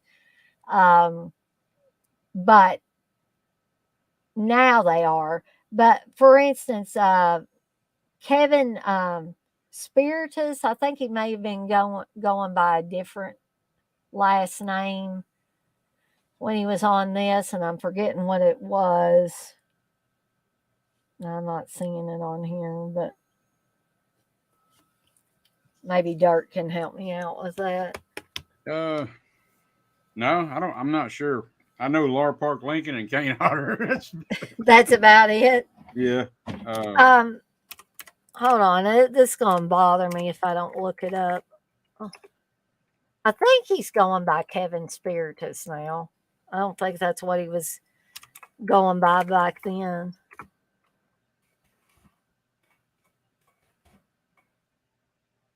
Okay, let's see here. let's see. Uh,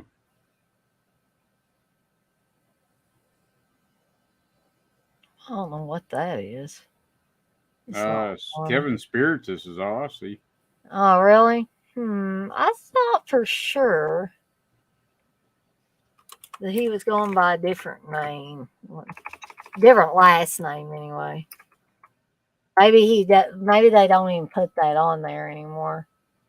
Hmm. But anyway, that's kind of beside the point. But am I wrong? But is William Butler gay too? I'm not really sure. I remember there were several of them in this one. Uh, I there think were. the guy that was the writer that was writing those weird sci-fi stories, I think he was gay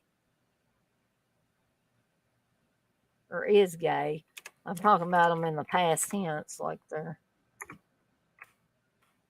not around anymore.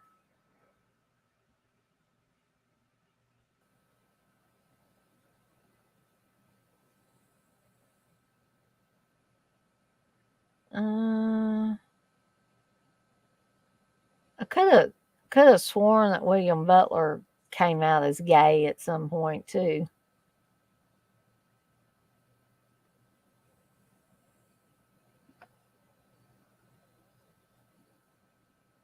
What's Darren talking about? He was in Hills Have Eyes too. Also. Oh yeah.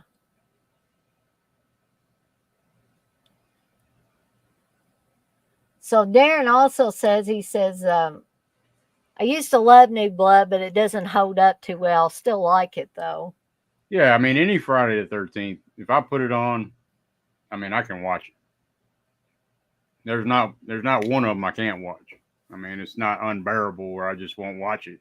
Hmm. Uh, there's some that I don't like, you know, like Jason X. It's probably I don't like Jason X either, and that's I probably was my trying to figure out a least way favorite.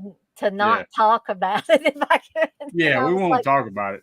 They don't but deserve it. people The in the best part chat of it, can talk about it if they want. yeah, the best part about it, I'll just say this is when David Cronenberg gets killed. Yeah, yeah, because David Cronenberg's cool, but Yeah, but other than uh, that, it ain't that great. hey, Undead of Night, you said the Cat Stevens song for American Werewolf was Moon Shadow. He didn't want it used because he believed werewolves really existed and they shouldn't be making a movie about them. Well, Oh damn, that sounds like Cat Stevens. that's wild there. And he Undead of Night also says, just catching up. Sorry I missed the Alice Cooper and Cat Stevens talk. I think the Alice song was maybe You and Me, or I think it was Only Women Bleed, I think was the one I was thinking of, Undead of Night. Okay. Okay. So anyway, there were several now openly gay actors in this particular one. So over time, this has got the subtitle, I guess, the unofficial Yeah, subtitle, Friday the Friday. 13th. And so, but that's beside the point. Whether these actors were gay or not, there were several really good actors in here, including Kevin Spiritus as the love interest in this. Um, I I enjoyed his performance. Um, the oh gosh, what was her name in there? The bitchy Melissa. Bitch. Yeah, man. Yeah, She was great at being a bitch. mhm, So yeah, she's that probably the was perfect. bitchiest. She's got to be the number one of the franchise. I would say so, yeah, because that one scene alone where they're begging her not to go back out of the Yeah, cabin because Jason's out there and she said, "Fuck you both," and she just sits out there and yeah, she was all oh she wanted to have sex with Kevin Spiritus' character there for for the majority of the movie, and she didn't want him paying attention to Tina. yeah. Uh, She's messing with the comic book weirdo dude. yeah, I think he was a gay actor too. I'm pretty sure he was as well. Um, and let's talk a little bit too while we're talking about some of these different characters. There's Maddie, who's like I guess they tried to make her like an ugly duckling Oh yeah, type yeah, of deal where they took all her and she's not an unattractive girl even when she's not fixed up. But I think that's what they were going for with that, with yeah, the Maddie character. I like it when she does fix herself up because her friend Robin has pissed her off really bad. yeah. And her friend Robin had told her earlier, "Oh, come on, Maddie, you need a little touch up work." Oh yeah, And so when she puts the makeup on, fixes her hair, puts on the sexy outfit, she looks in the mirror and she said, "A little touch up work my ass." So I yeah, was like, "You go, girl." I mean, Maddie's my girl in that movie. I mean, I love Tina, and she's really the action oriented part of the movie. Maddie, on the other hand, gets killed off in the barn, unfortunately. But those few scenes that Maddie is in cement her as one of my favorite characters in the movie. shit. So, um, and also Robin is played by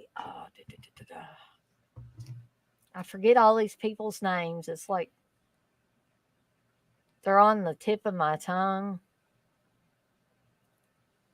Somebody will probably say it before I can find it.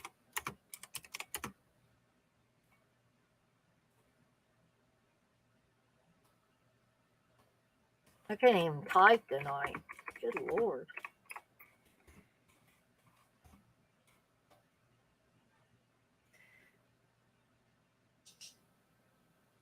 Okay, well, I want this thing. There we go. Well, Elizabeth Catan, Catan. Catane or Catan. Yeah. So she was not only in this movie, but she had a short part in Silent Night, Deadly Night Part 2 as the girlfriend of Eric Freeman's character. Um, okay, so Kevin Spiritus was under the name Kevin Blair. Okay, so that's what I was wondering. He was probably doing that shit where it was, horror was lowbrow kind of shit. So you don't want to be associated with it. And Heidi Kozak is also in this. Does anybody else remember something that Heidi Kozak was in that's horror related? Yeah, most of these characters I don't Mm. recognize them in much of Heidi anything else. Heidi Kozak was the blonde friend of Crystal Bernard in Slumber Party Massacre 2. Okay. She was the drummer in their all girl band. And so that was Heidi Kozak as well. So, um, and of course, Terry Kaiser, he plays the psychiatrist who's, like I said, he's a dick. Um, my goodness, y'all should look at what Jennifer Banco looks like now. She played young Tina. There's a picture of her and she's all in leather. It must be from another movie, and her hair's all slicked back. You can tell it's the same girl, but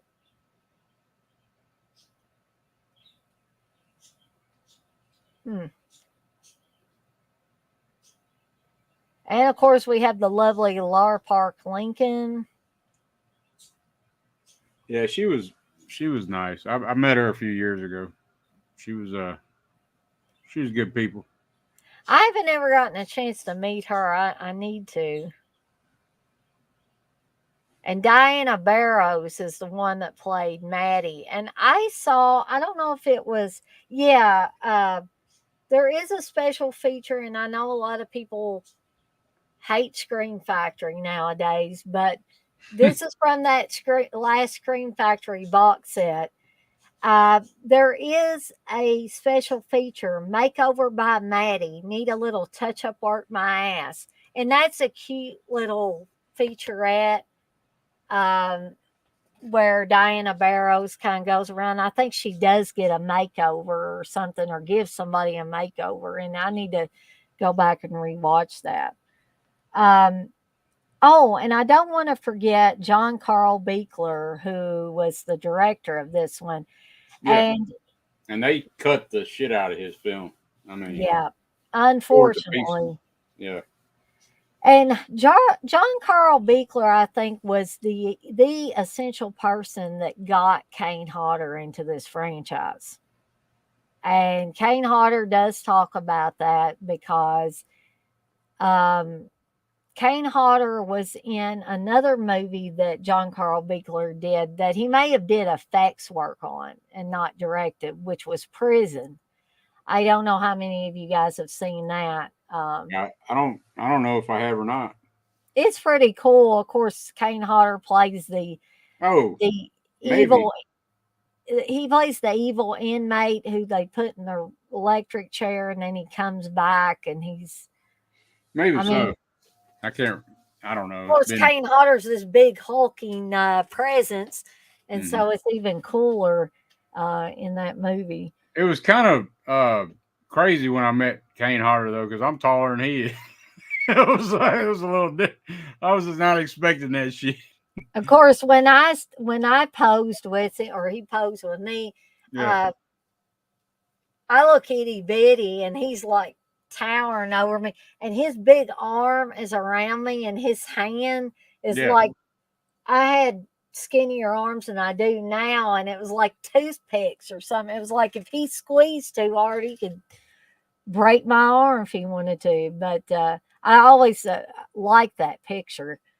Um, Yeah, Love Heart Lincoln was in Freddy's Nightmares, Darren. You are correct. She was the only, I think she was listed in something as the only actress to go up against both Jason and Freddy. So she has okay. that distinction. And we couldn't stop talking about part 7 without bringing up the damn sleeping bag kill, Yeah, which no I doubt. can only imagine if the MPAA had kept their fingers out of the pie, how this, how awesome, much more awesome this would have been if they had been able to film it the The way way they it's had intended.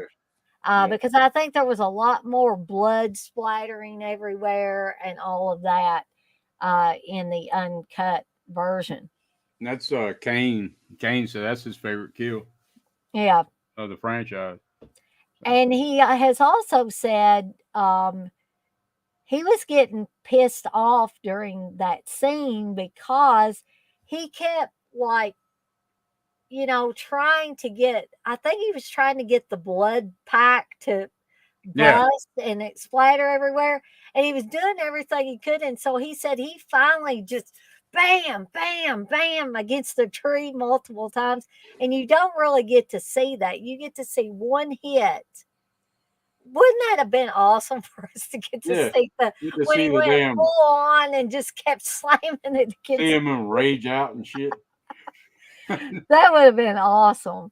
But unfortunately, we only get the one smack to the tree, and then he kind of throws it over on the ground, and the upper part of the girl's body comes out of there.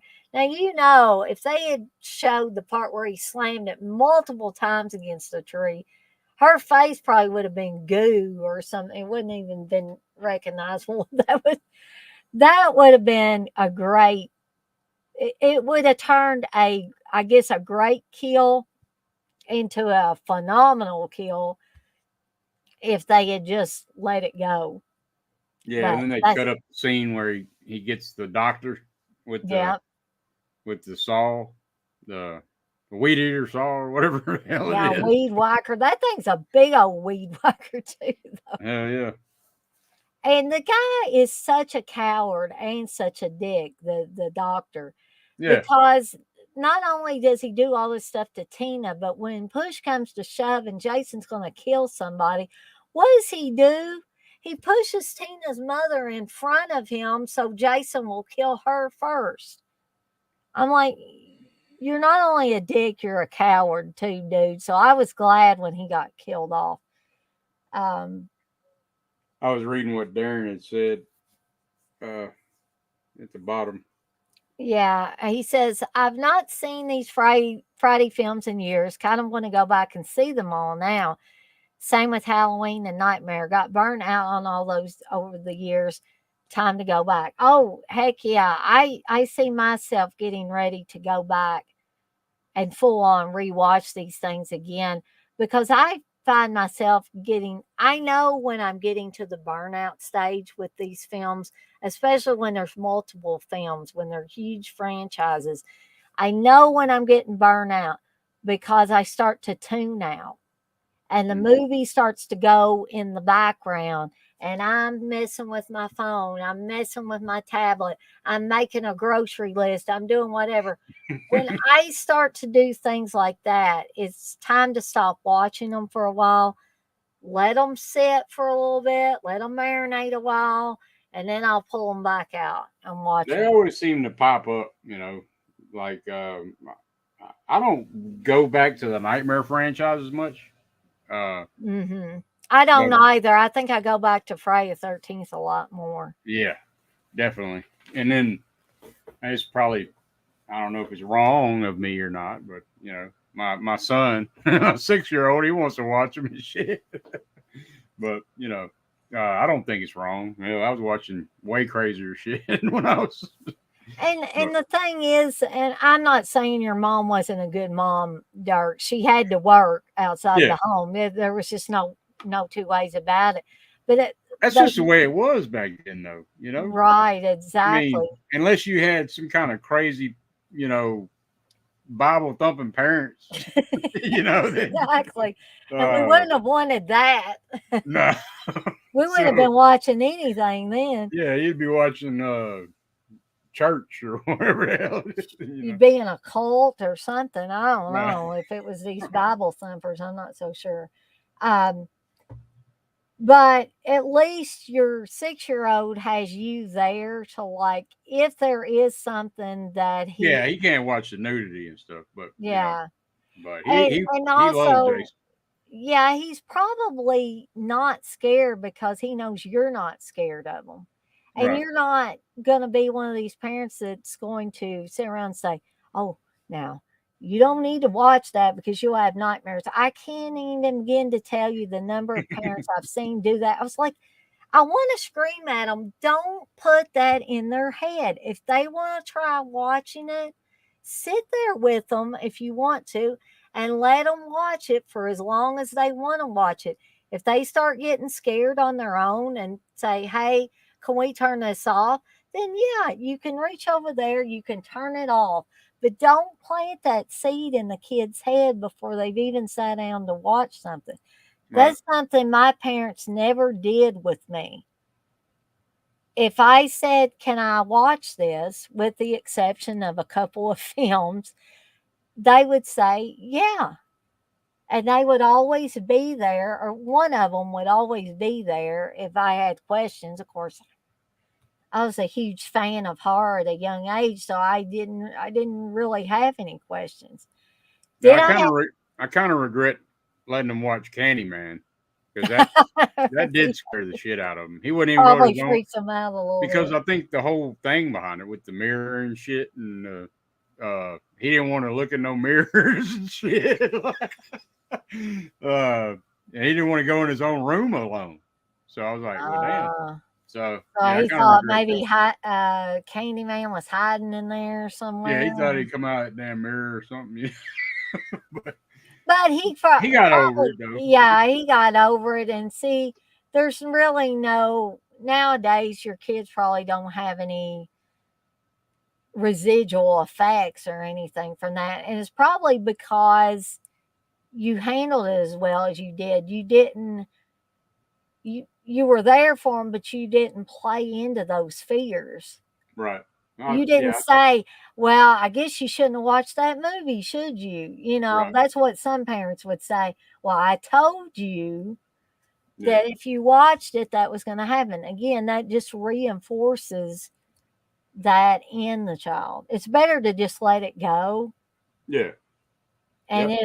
it'll fizzle out. My brother used to be terrified of certain movies. Like I said, it made no sense that my brother was terrified of Halloween 2 before the movie even started, mind you.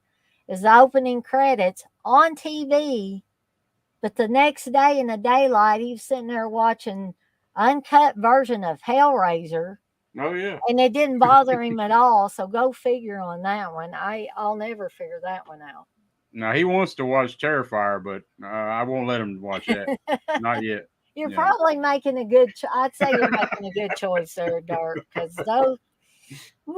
those are a little rough. Uh, Yeah. Yeah. A little bit. they're probably in the violence department, at least. They're probably today's version of like "I Spit on Your Grave" or something Yeah. for us way back then. Uh, Right.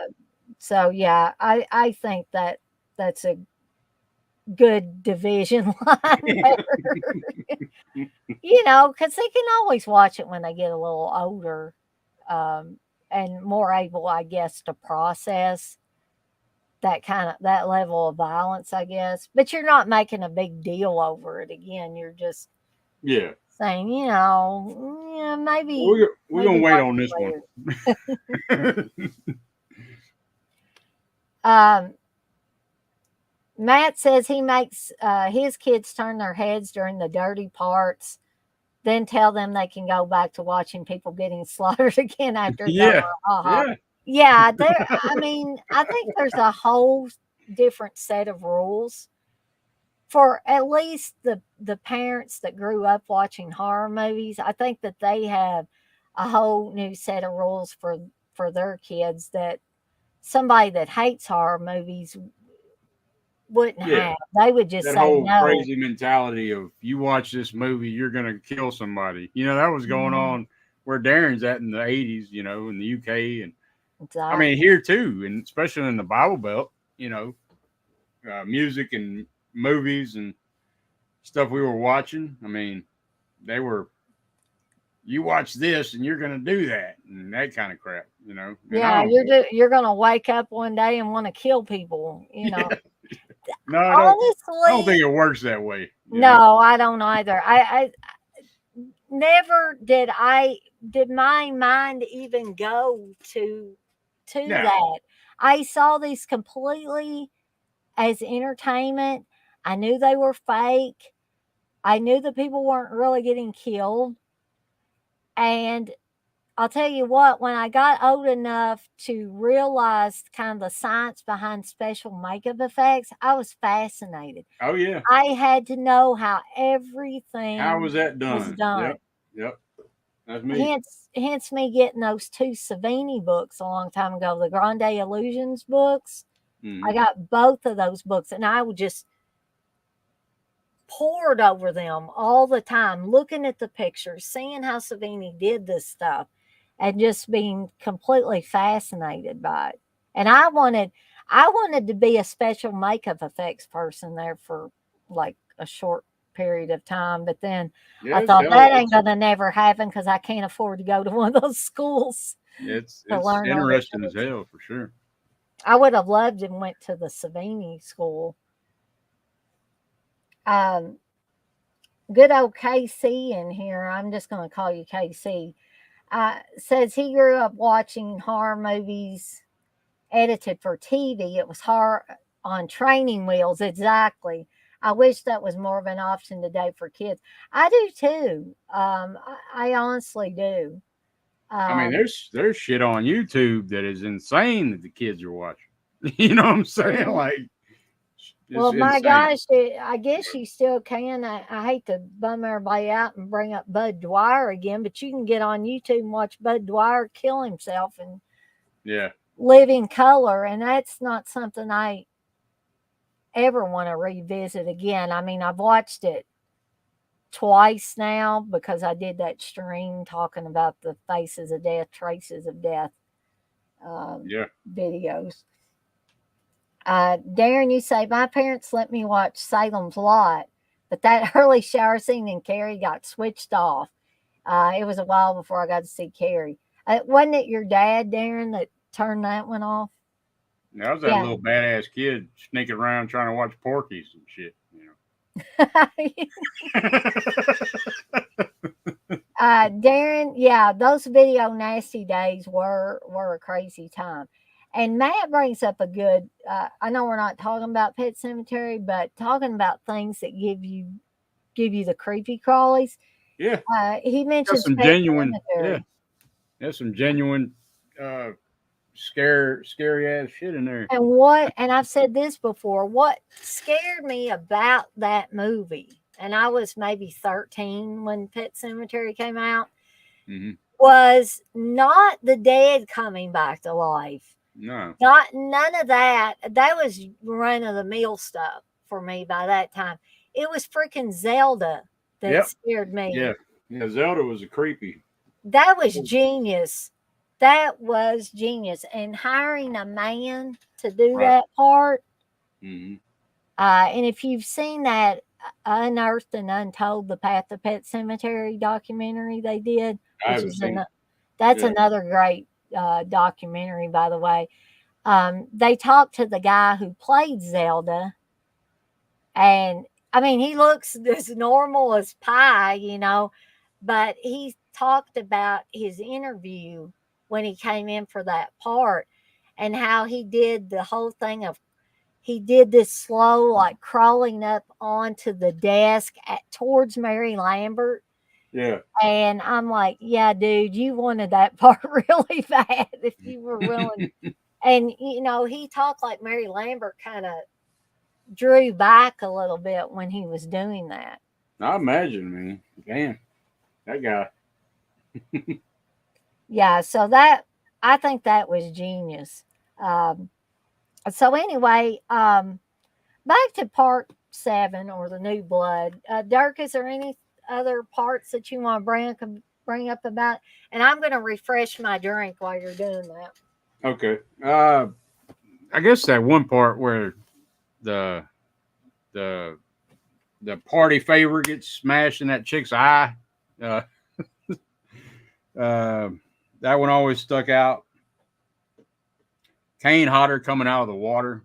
I mean, that Jason coming out of the water where you can see the spine and everything. That's just iconic of the franchise. The big showdown with Tina when he's on fire and, you know, she's throwing the nails in his face and all that shit. I mean, it's I think we covered it pretty good. Trying to think of anything else.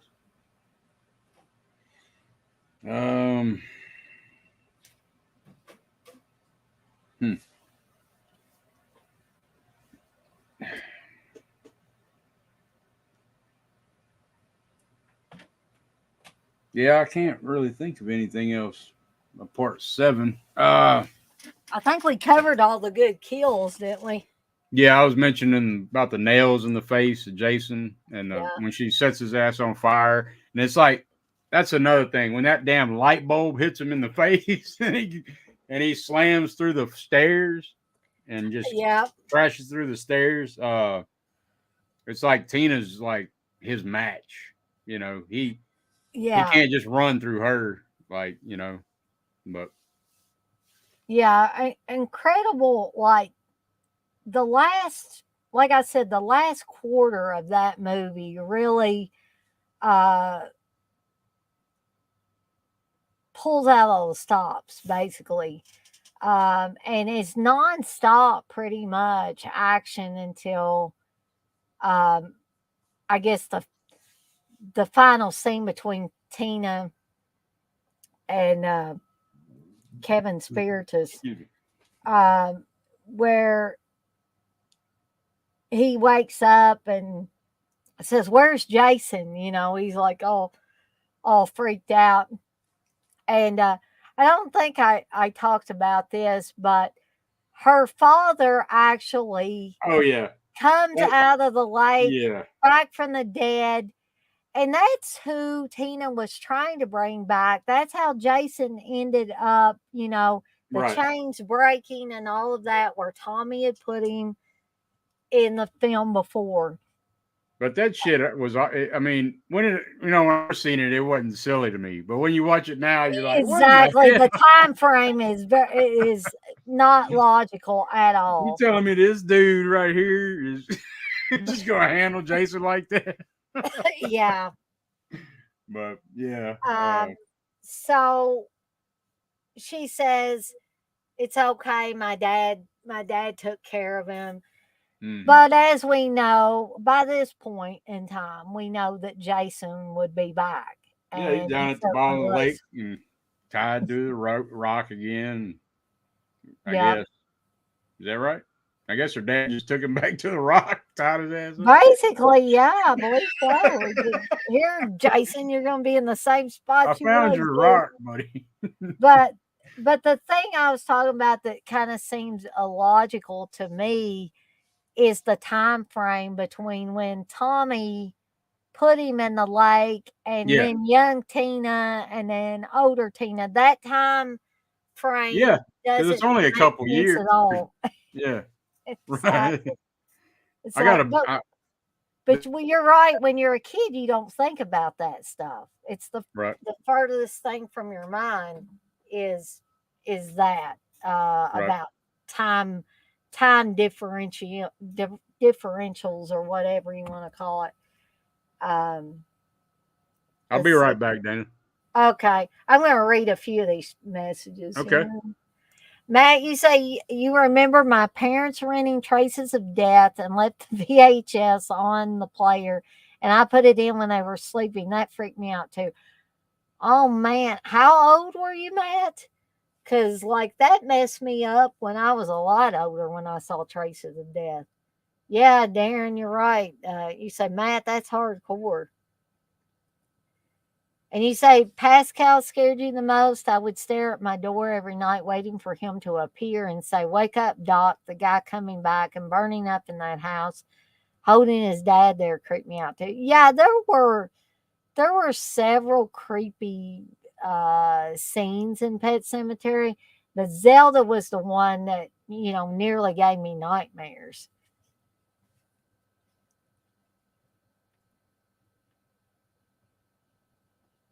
Undead of Night, you say Prison was like a lower budget inspiration for Shocker. Yeah, I would say so.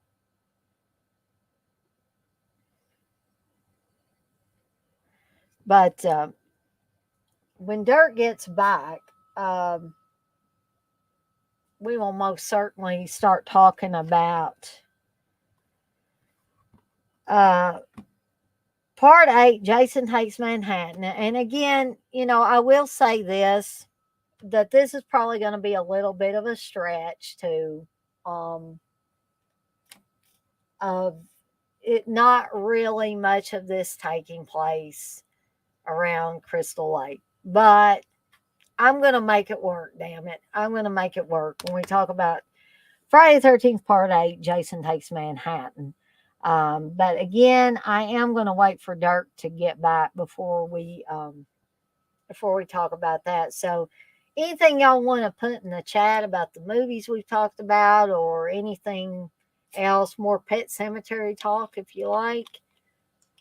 I'm sorry. There's Dirt. That's okay. Had to get a refresh. I may have to make a run to the restroom too at some point because I drank so many of these. And also, I had some Long John Silvers earlier. I don't know about you guys, but that stuff dries my mouth out like you wouldn't believe. Does anybody else to have that experience with Long John Silvers? We used to have that here. We don't have them in here anymore. They're hard. Long John Silvers are hard to find anywhere anymore. Maybe there's one, maybe two in all of Louisville. I used to could find them a lot in Indiana when I went to Indiana. But yeah, I think they're fast disappearing is what they're doing. Hey, Garrett. Garrett Garrett's says, talking about the background. I got my black light on. Other damn what do you call it? I can do the. I'm liking that. Is that like a purple? It's a black light. Oh, black light. That's why it looks like. That's all. Yeah. And you got your lava lamp back there. Right. I got a damn glowing skull. You can't tell it's a skull, but it's a glowing skull with a dead pit hat on. You know that damn Art the Clown back there looks freaky whenever that light flashes. Yeah, that's Garrett's thing with the black light. He's got the black and the. I better flash it up. He says it's looking rad. So you can join the Rad Pack, Dirk. Right. You can have your rad light on. Let's see. Matt says, I read there's a life-size Jason statue actually underwater somewhere at some lake out west. That would be cool. I'd want to. Yeah, I've heard about that. That is awesome. Darren says, I've noticed Jason Takes Manhattan is getting a cult following. It's grown on me over the years. Yeah, I think it's grown on me over the years too. I mean, I liked it years ago when it came out, but it never was like, it had some standout scenes, and we're going to talk about some of those, but it never was really one of my favorites. I think and people might think, oh, Dana, you're just being silly. But it seemed like to me, and I think that was mostly a nostalgia thing, that the further they got away from Crystal Lake, the less I liked the Friday the 13th that came Manhattan, it was so weird. Like, how the hell they get to Manhattan? You know what I'm saying? That whole plot. Like, it's in a lake. So yeah, exactly. How the hell you get to Manhattan from So I guess that's why they had to come up with the cruise ship and Jason getting on the cruise ship and all that. I mean, yeah, I don't really like that idea. I mean, if you think about it in terms of what if Jason did go to New York City, that sounds pretty awesome. When it first came, on paper, Yeah, when you saw the trailer and all, I was hyped for it, I think I was too. But most of the damn movies on that cruise ship, so it's Jason Takes a Cruise Ship. That's what everybody always says. It's not Jason Takes Manhattan. And also, the powers that be of New York City got their panties in a bunch over the original poster for this movie, which had Jason slashing through I Love New York. Yeah. And they made them change it. So I don't know. Did any of those posters ever make it out anywhere? Like a movie theater or anything? Or I think I remember seeing that before. Okay. I thought I remember seeing it. Well, I mean, I'm down here in Louisiana though, so they might not have gave a shit, Might not have that. Yeah, that's possible. Hey, Kelly. Let's see. Chris C says, I agree, Darren. Part 8 is an awesome swan song to the Paramount tapes. Also, what's up, Garrett? See, Garrett, you should get in here with us and talk about Friday the 13th films. But anyway, we'll get into Friday the 13th Part 8. Jason Takes Manhattan. Which I believe wasn't Scott Reeves, wasn't he? And it's okay if nobody knows. Wasn't he somebody else that was in soap operas at one time? I think so. A young guy. Yeah. The love interest, I guess you would say, in this. So this was kind of continuing that trend of soap opera actors. And here's something I want to point out though, throughout the franchise with Jason, right? How's he got different clothes every damn time? You know, that always bothered the shit out of me. He's making us stop at the sporting goods store. Yeah. I mean, you got Carpenter Jason in Part 6, you know, yeah, which he got some of that shit from them because of the gloves when they were digging. I mean, I don't know if it's supposed to be saying he killed somebody off and took their. Because in Part 8, he's dressed in all black, right? Basically, yeah. Yeah, so and he's all wet looking the whole time and shit, you know. But Kelly brings up a good point too. She says Jason was barely in New York. If he were there longer, it could have been cool. Too long on the boat. I agree with that, Kelly. Just too much cruise ship madness for me. Wouldn't it have been a lot cooler if we couldn't have it in Crystal Lake all the way? If we had just had Jason running rampant through New York City, that would have been awesome. Yeah, so that's what everybody expected. They wanted to see some, you know, some crazy shit in New York, but because I'll bring up one scene that I always laugh at, and I think it's cool at the same time. When Jason is like stalking through the streets of New York City in one part, and he kicks over the boy's boombox, and these are some tough looking little characters there. Yeah, these some punk kids. And there's hey, we're like, what the fuck, man? You know, they're ready to start a fight with him. And he turns around and lifts his mask up. And they're, okay, man, that's all right. You know, I always thought that scene was fun. Yeah, that was a good one. But I never did understand, like, why they made his face like that in Part 8. Like, it looks so weird. Like, yeah, it does. You know, after how it looked in Part 7, you think that they could have, you know, it's just come up with something else. Pretty damn lazy compared to Part 7, you know. Look. Yeah, I wonder what Kane Hodder thought of the makeup in this one. I don't know that I've ever heard him say specifically. I think I have heard him talk about Part 7 though. Yeah. And thought that was a great look. Yeah, 7 Jason is the best looking Jason, in my opinion. You know. Yeah, it's chain around his neck and shit, and you know. Yeah.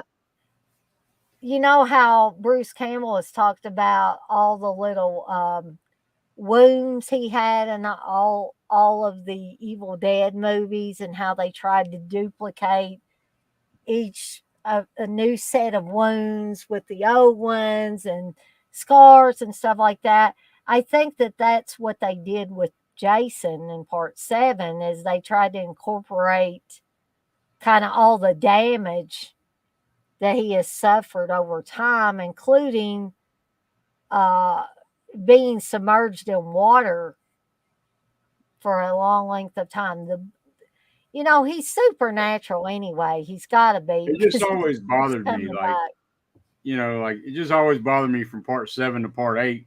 Like, he's all like just got a whole new out. Like, I just said that, but I'm just saying, like, what the hell? What happened to the chain? And like, you know what I'm saying? Like, it's like each director, like, they want to do their own thing, I guess that's what it is. And it could be a little bit of laziness or money, maybe. You know, maybe they didn't have as much money this time for to keep them as like looking like Part 7. Yeah. Kelly also says, I think he could have gone into dance clubs or Yeah. bars. That would have been cool. Some executive offices, some fancy runway fashion shows, so many wasted opportunities.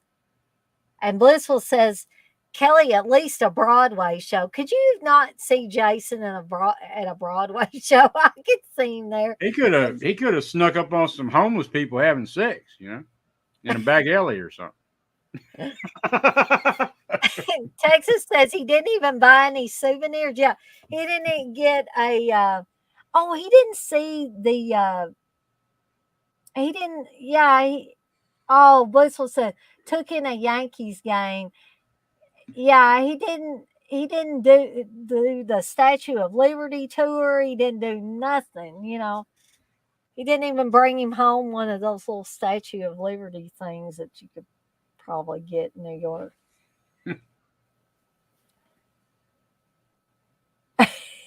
Kelly's got the right idea. She's like, right, Bliss, something fun like that. Just slaughter everyone on stage during the show. Matt says maybe Jason is a dumpster diver during the day at the local Goodwill. Oh gosh, they could have done a cruising remake with him as the killer.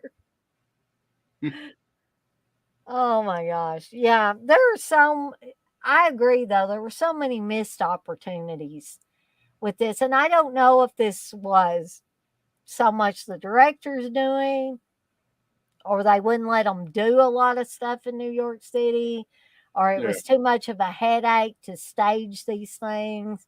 Yeah, the permits had to been crazy probably, Mm-hmm.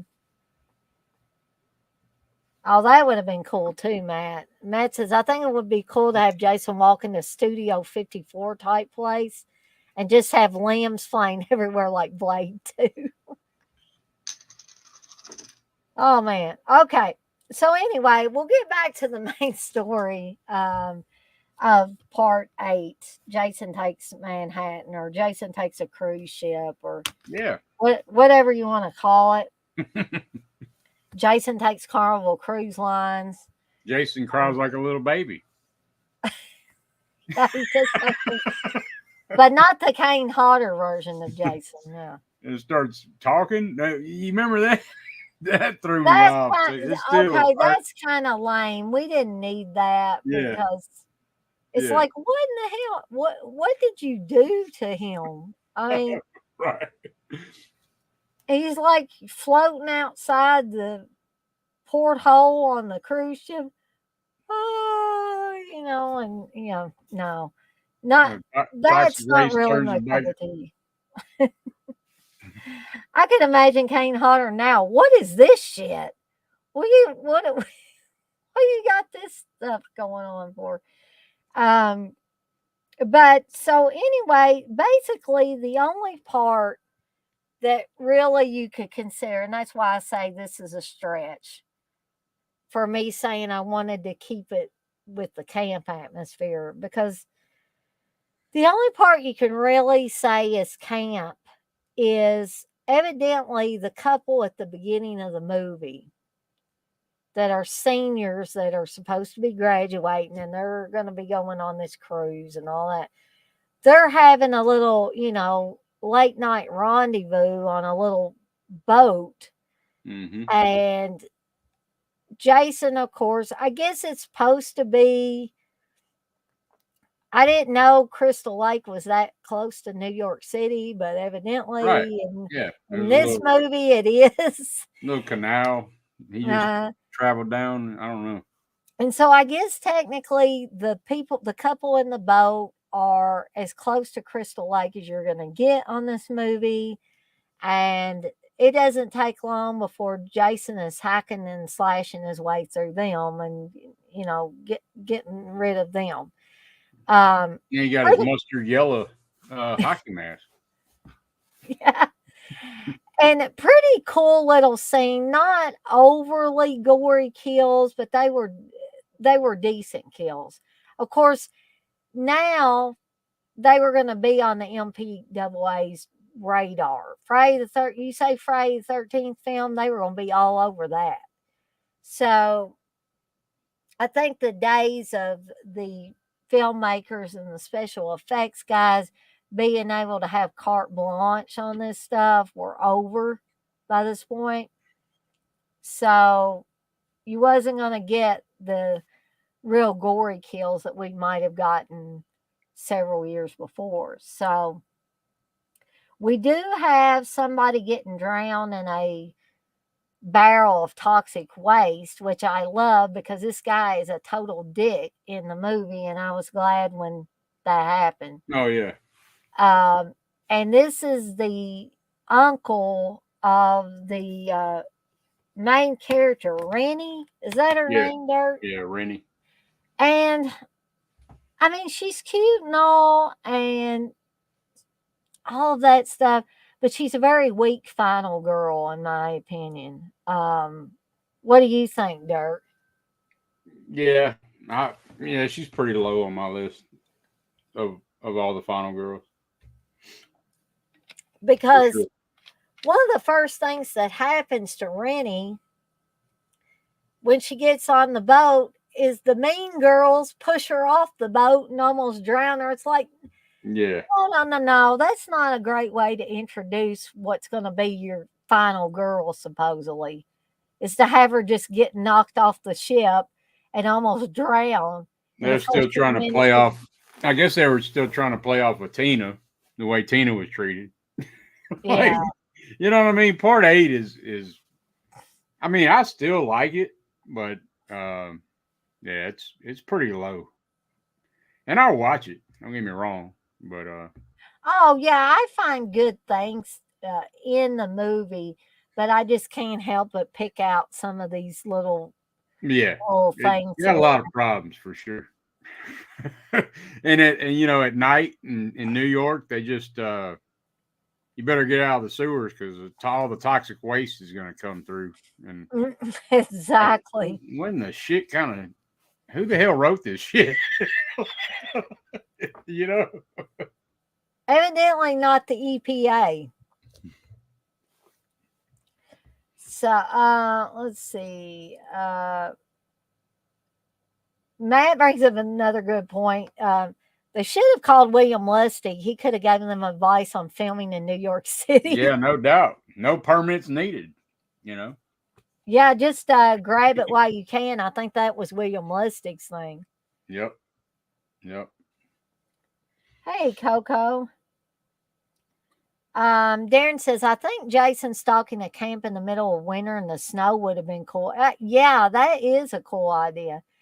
I know we got Never Hike Alone fan film, but that was overhyped and just okay. They got Never Hike in the Snow too. Have y'all seen that one? I haven't seen it. I know They're of actually it. pretty decent out of the fan films, but I mean, for that to be a fan film, I gotta respect it a little bit because Right. these people are doing this just out of love of the franchise or whatever. But Texas says Dwayne Bradley and Bilal walked past Jason on their way back to the hotel. yeah, hell That yeah, would have been awesome too. that'd have been killer if they'd have did a crossover. I mean, I'm sure Frank Henenlotter would have said, "Hey, yeah, go ahead." Get do that." Frankenhooker in there too. Yeah. Oh man. So okay, so we have Rennie, who, as I said, is a pretty I'm sorry, but she's just a weak She's five bland. Yeah, She's bland. Yeah. She's She's really. cute, and that's the only thing she's got going for her. She got a really. hell of a perm too. She does have a hell of a perm. So Rennie is kind of a shy, reserved girl. She's kind of sweet on. I don't want to say got the hots for her because it's not that kind of level of a relationship. But she's sweet on Scott Reeves's character, who I'm totally forgetting his character's name in the movie. Yeah, it's been a minute. Yeah. But so she's talked her uncle, who's the dick, Oh yeah. and also I guess is he a teacher or what is Yeah, he? he's a teacher. Okay, Like, I couldn't remember if he was like a principal, some kind of administrator, or he was just a teacher.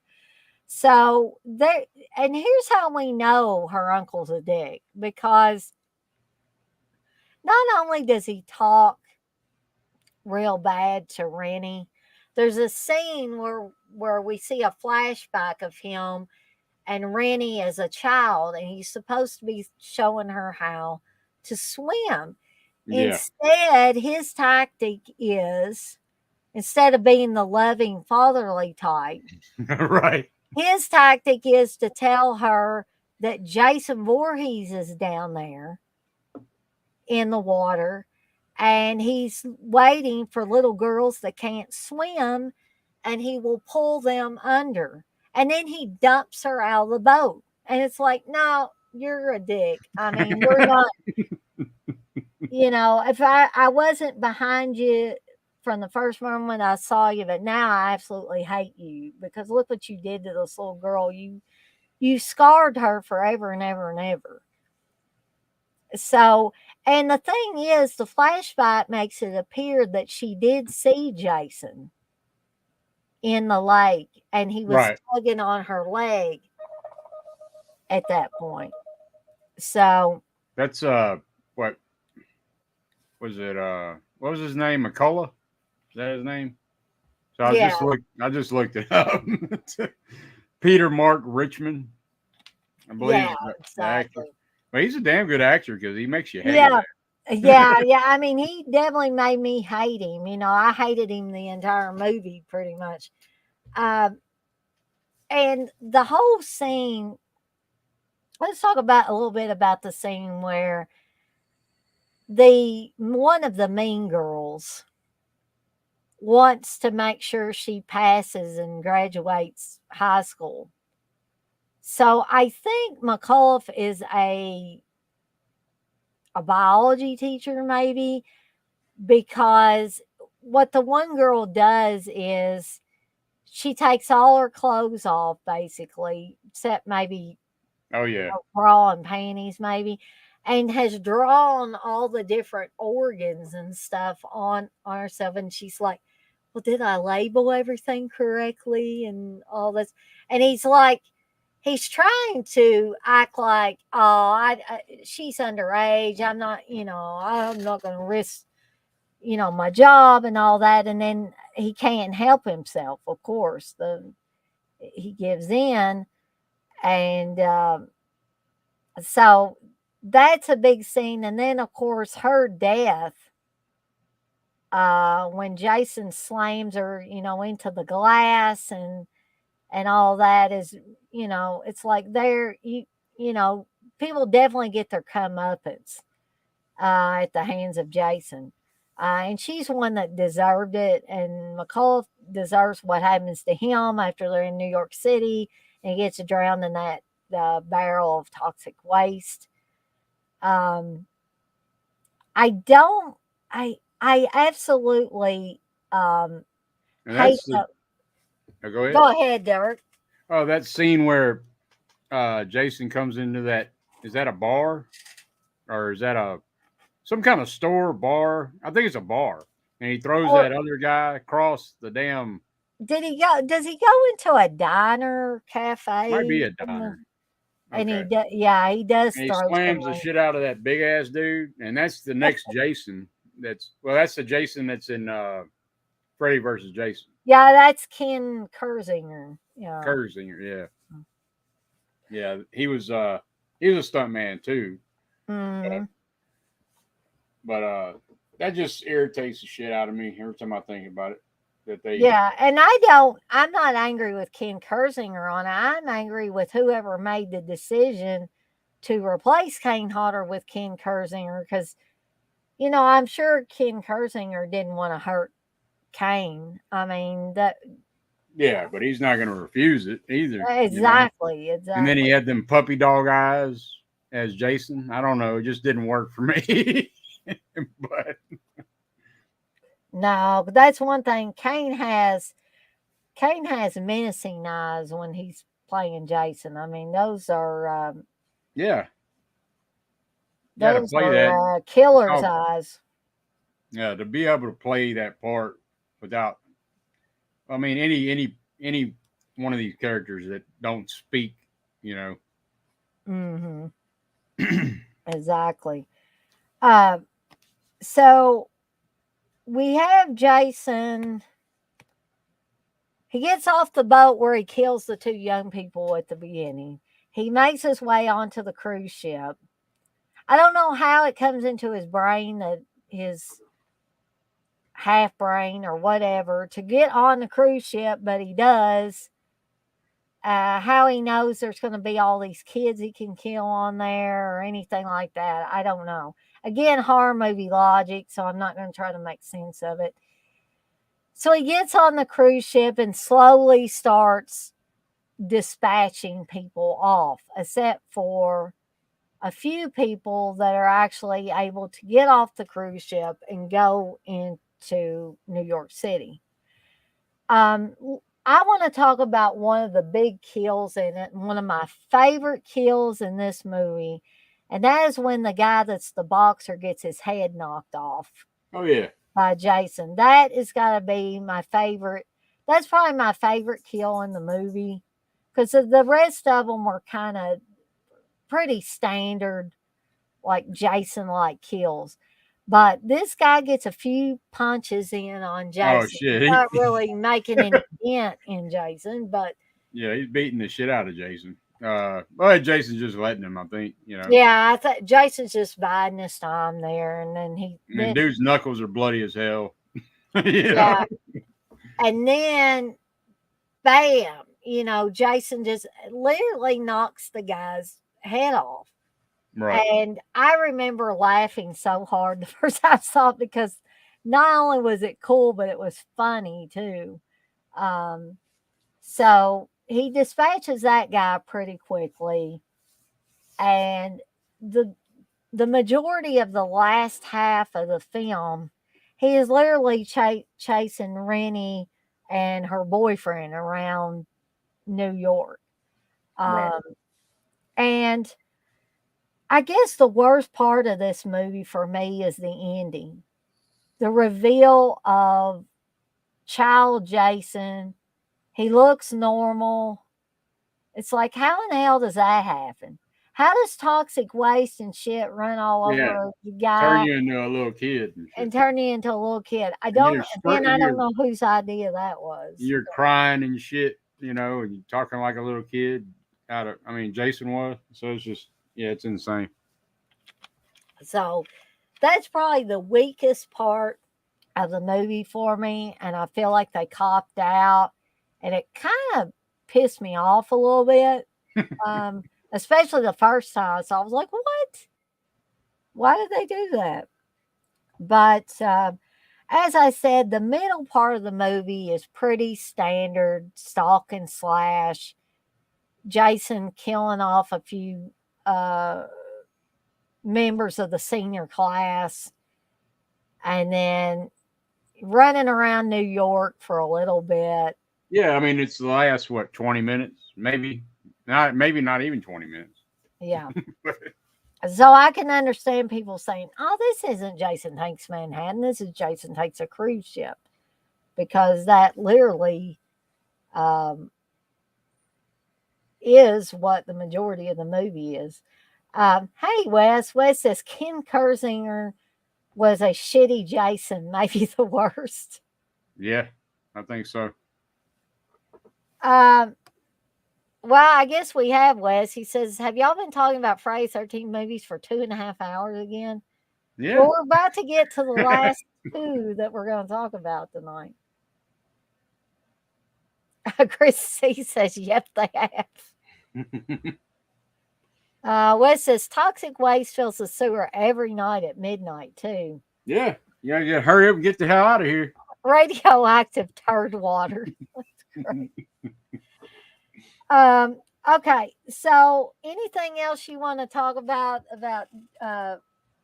part 8, Jason Takes Manhattan, Dirk? Yeah. No, not really. wait. One thing. The damn the guitar kill. That was great. With I the do like flying V guitar. yeah. I love that part. That scene. That kill. Yeah, That's that was pretty. That was pretty cool. yeah. So And I liked that character too. right. What's her name? I forgot what they called her in the movie. That's awful.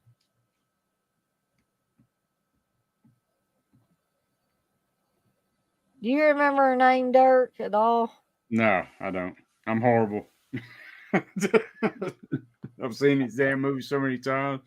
I could But, remember who played Rennie. I remember that was Jensen Daggett, but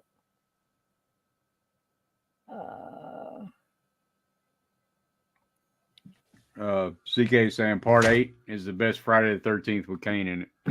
Shit, better than part 6. JJ, that was her name. JJ, played Okay. by Saffron Henderson. Okay. Where she was anything else? Gosh, I don't think anything I've seen. My Yeah, Little Pony, Friendship is Magic. hmm. She was in. She did a voice on a video game, Crypta the Necrodancer. She did a lot of voices for video games. It looks like. CK saying part 8's a better movie.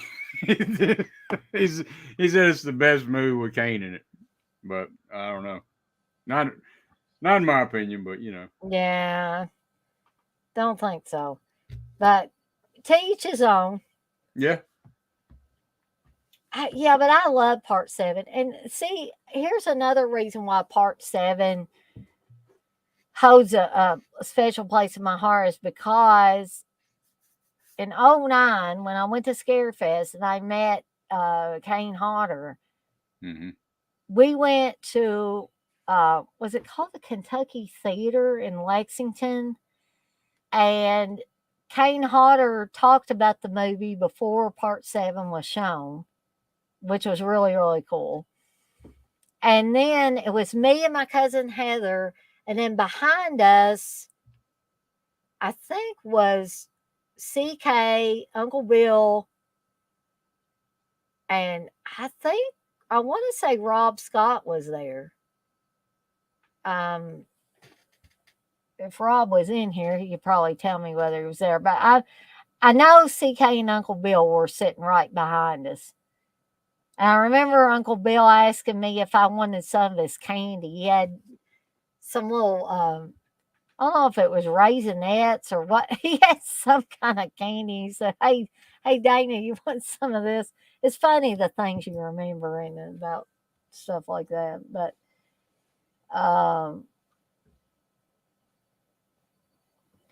Wes says, I'm just saying part 8 is a better movie. He says, yep, saw it in theaters to see it. We for to see a bunch of them at Scarefest. Chris C says 7 is my fave, Jason, and part 4 is my fave Friday 13th film. I think those are good favorites, Chris C. Yeah, part 4 is for sure my favorite. Rob sleeping, Kelly. Okay. He's in the same boat as Steve. CK says, first year we got to see the first one with Adrian and Betsy Palmer introing it. Now that would have been cool. Yeah, that'd been killer. Yeah, damn autocorrect. Yeah, I understand that. All right, so moving right along. I know again, this one has a little more camping in it than part 8. But this is Jason Goes to Hell. And a lot of people don't like Jason Goes to Hell. That's the only one I got to see in the theater. That's the only one I got to see in the theater. I'm trying to think if I got to. No, I don't think I got to see it in the theater, but I don't know if I saw it like we bought like a pay-per-view or like a on-demand type of thing, because I think that I watched it, I didn't just like rent a videotape and watch it. That opening part for JC Goes to Hell is just killer to me. I love I how think it it opens. is too. Yeah, it's so funny because you're like, what the hell, and this chick's getting all naked and shit, and you're like, Yeah, what? you guys got all that. Yeah. And then all these FBI people just pop out of nowhere and just tear his ass apart, and you're like, what in the shit? Like, I just remember that experience in the theater. Like, what the fuck? They just blew his ass up. Like, but Exactly. I think they've been hearing shit that people have been saying throughout the years, in these movies. But sorry about that. Go ahead. Oh, that's okay. This was directed by Adam Marcus, who I believe Adam Marcus was a childhood friend of Sean Cunningham's son, Noel, I believe. Feel free to correct me, guys, if I'm wrong on that. But, and so I think that's part of the reason why Adam got to take the directing reins on this one. And I believe Adam may have been a PA on one of the other Friday the 13th films. I'm not sure which one, but I think he was. So not only is this directed by Adam Marcus, but John D. LeMay, who fans of Friday the 13th, the series, will know this guy. He actually shows up in Jason Goes to Hell as the ex love interest of one of the main girls on here. The girl that actually has the baby, which is John D. LeMay's character's baby. He is the father of the baby. But I think that you have that underlying theme that they're both still in love with each other, but she thinks that she's one of these women that thinks she has to get somebody responsible, and he's not somebody responsible in order to help her raise this baby. So Right. what does she do? She gets with a total dick who's one of part of those I don't know, what would you call it, type of Like show. a yuppie type. Ain't he a lawyer? I thought he worked for this. It No, was he's like a news. reality Yeah, show type shit yeah, before you're it right. was yeah. Okay, he wasn't a lawyer. He Yeah, like one of the first cell phones ever. Yeah. yeah, exactly. And so I'm like, you want somebody responsible and you're with this dickhead, go find John D. LeMay and get back with him. That's what you need to do. Right. Which is what she ends up doing by the end of the film. I mean, this movie is basically. Have you ever seen The Hidden? I think The Hidden, I have it, but I haven't watched it yet. It's basically the same shit Is as The Kyle Hidden. MacLachlan on that one? I'm not sure. Okay. But I know that. I mean, it does. It's The Hidden's a better movie. Let me just say, but it's the same kind of shit in The Hidden. But I will say that this has the best kill of the franchise, in my opinion. But it's a deleted scene, so in the tent. Yeah. Okay. Let's talk about that, Dirk. Since you brought that, okay, for two people that I would assume are not really having sex, that looked like a realistic sex scene. They look like, I'm sorry, I'm not trying to be dirty, but Yeah. they look like they were moving and grooving for real. Oh yeah, In that tent. there's some hell of And an acting going on. and here's a little fun fact for you guys and gals in here. Some of you might know this, some of you might not. But those two actors were actually in a serious relationship and had just broken up before they were in Oh this yeah, movie. yeah. And then had to do that. I mean, I'm sure they were comfortable with each other, but it's like if you're in a serious relationship and you break up, there's going to be that raw period, and then to jump into this and say, okay, your boyfriend, girlfriend, you got to get in this tent, take all your clothes off, and act like you're having hot sex. Okay. That had to be hard. And I think that they said it was freezing too, Oh not yeah, I just imagine. cold, but freezing that Right. night. And I think you can actually tell that the two girls in that scene are cold, uh, because they're supposed to go skinny dipping or something in the lake, and when they come back, they're just like, and they're getting by the fire and all that stuff. Now, see, people might think I'm a prude, but this is something I would never do. First of all, I wouldn't want to be the third wheel. That poor girl that was like, essentially she was the third wheel with the couple that was having hot sex in the tent.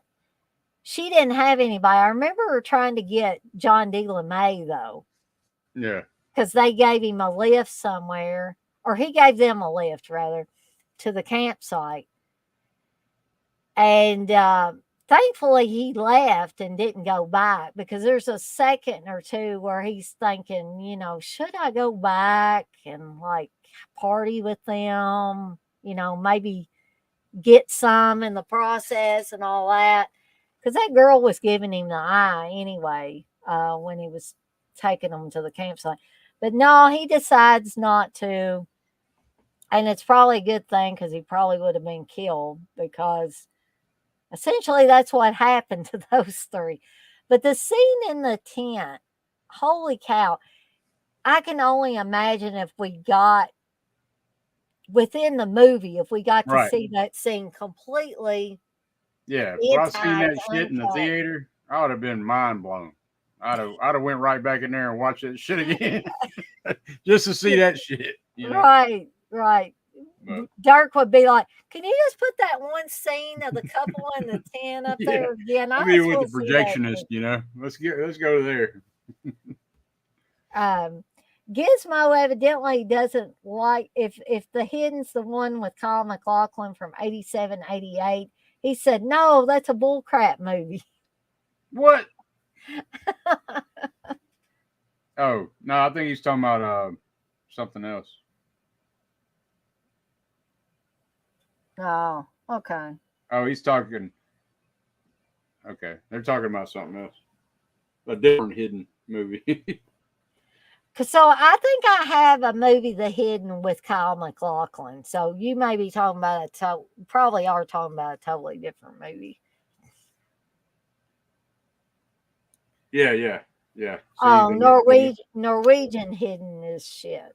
yeah. See, Gizmo, he buys all the Norwegian movies, but he'll admit that most of them are a piece of shit. But Okay, gotcha. The Hidden from 88 is perfect, he says. yeah. Okay, gotcha. Okay, so that scene, if you want to see somebody, and this is pretty much pre CG Oh yeah. everything.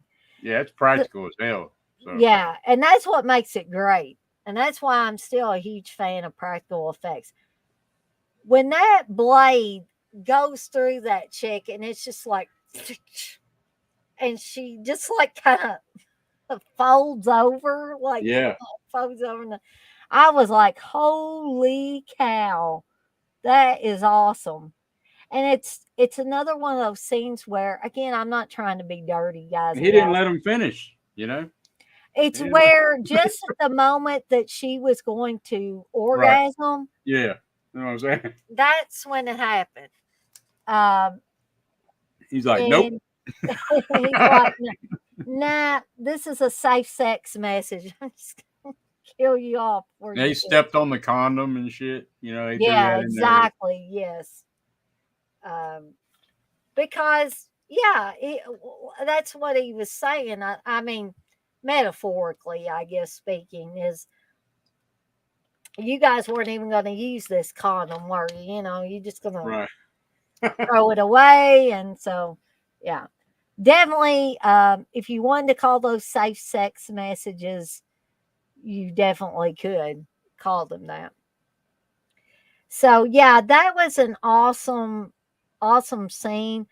I didn't know what to think of it at first. The sexual part of it, I didn't know what to think about it because I think up until then, you know, I guess in the sex department, I led a kind of sheltered life, and I don't think that was so much my parents' fault. I think that was me by choice for a long time. Even when I got old enough where I could have watched basically anything and everything that I wanted, I don't think I did so just out of choice. So when I did see something like that in a horror film that I was watching, it was like, whoa, and then to have that excellent kill Yeah. right in the middle of it uh, was just the topper on that. I have Uh, a bad habit of doing skipping around on these damn movies when we're talking about, no, but that's okay. I can't forget about the coroner eating the damn heart. You know, Oh yeah, gosh damn. And I'm like, this is what we're doing. So Jason's gonna jump around body to body. The ultimate, yeah. I and then mean, they incorporated the Evil Dead shit in there.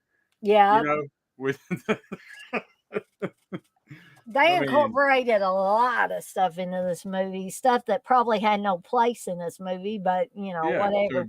So Jason's the ultimate deadite, and fucking And evidently, Jason can be reborn yeah, if the little uh, slug-like creature goes into the, and guys, I'm not trying to be nasty again, but if he can go into the vagina of a yeah. dead Voorhees woman, he can be reborn. So there's all kinds of new and nasty rules in this movie. Oh yeah, and Uh, he was in Buck Rogers, right? That's what I remember her from. Buck Rogers. I can't even remember the actress name, but I know she was deeply offended from the. well, I mean, I can see why. She didn't know that was going to happen. CK says slug crawls up assholes, not vaginas. Well, they crawled in her vagina this time. Yeah, and So, bam, bam, he's back in business. oh man. And CK also says Daner likes the weirdest movies, but hey, it is what it is. Jason Goes to Hell is probably the best New Line one, but that ain't saying a lot. Oh, that's something I didn't bring up. This is when New Line took over too. Yep, yep. And I'll be totally honest. From the point that New Line took over the reins, I did not like the films as good No, as the no, for Paramount sure. ones. I enjoyed a lot of parts of Jason Goes to Hell, and I don't hate it, but it's just different. And I don't think that difference has so much to do with Adam Marcus directing it as it does New Line holding the reins and having the money and all that. I just think that they tried to put their own spit and polish on this, whereas I said Paramount treated Friday 13th like the bastard stepchild and all that, but at least for the most part, they left stuff alone. I think New Line tried to input too many of their ideas into the franchise, and I think that ultimately hurt it. But that's my own opinion, and you guys can take it with a grain of salt. Yeah, definitely. The Paramount's way better as far as the Friday the 13th goes. Um, Darren, I can tell you already, I'm not going to defend Jason X. I can't defend Jason X. And I'm not even going to talk in depth about Jason X tonight. That was one that I am going to leave out. Oh And yeah, I don't Jason think X. I don't think Dirk has good things to say about it either. Yeah, Jason X. Yeah, I mean, it's my least. I can watch it, but it's the least. It's the dead last for sure. for me. Yeah. I mean, I like the remake better than that. I do too. That was something I was going to bring up, and we're actually going to talk about the remake. That's the last one we're going to talk about as far as Friday the 13th Yeah. tonight.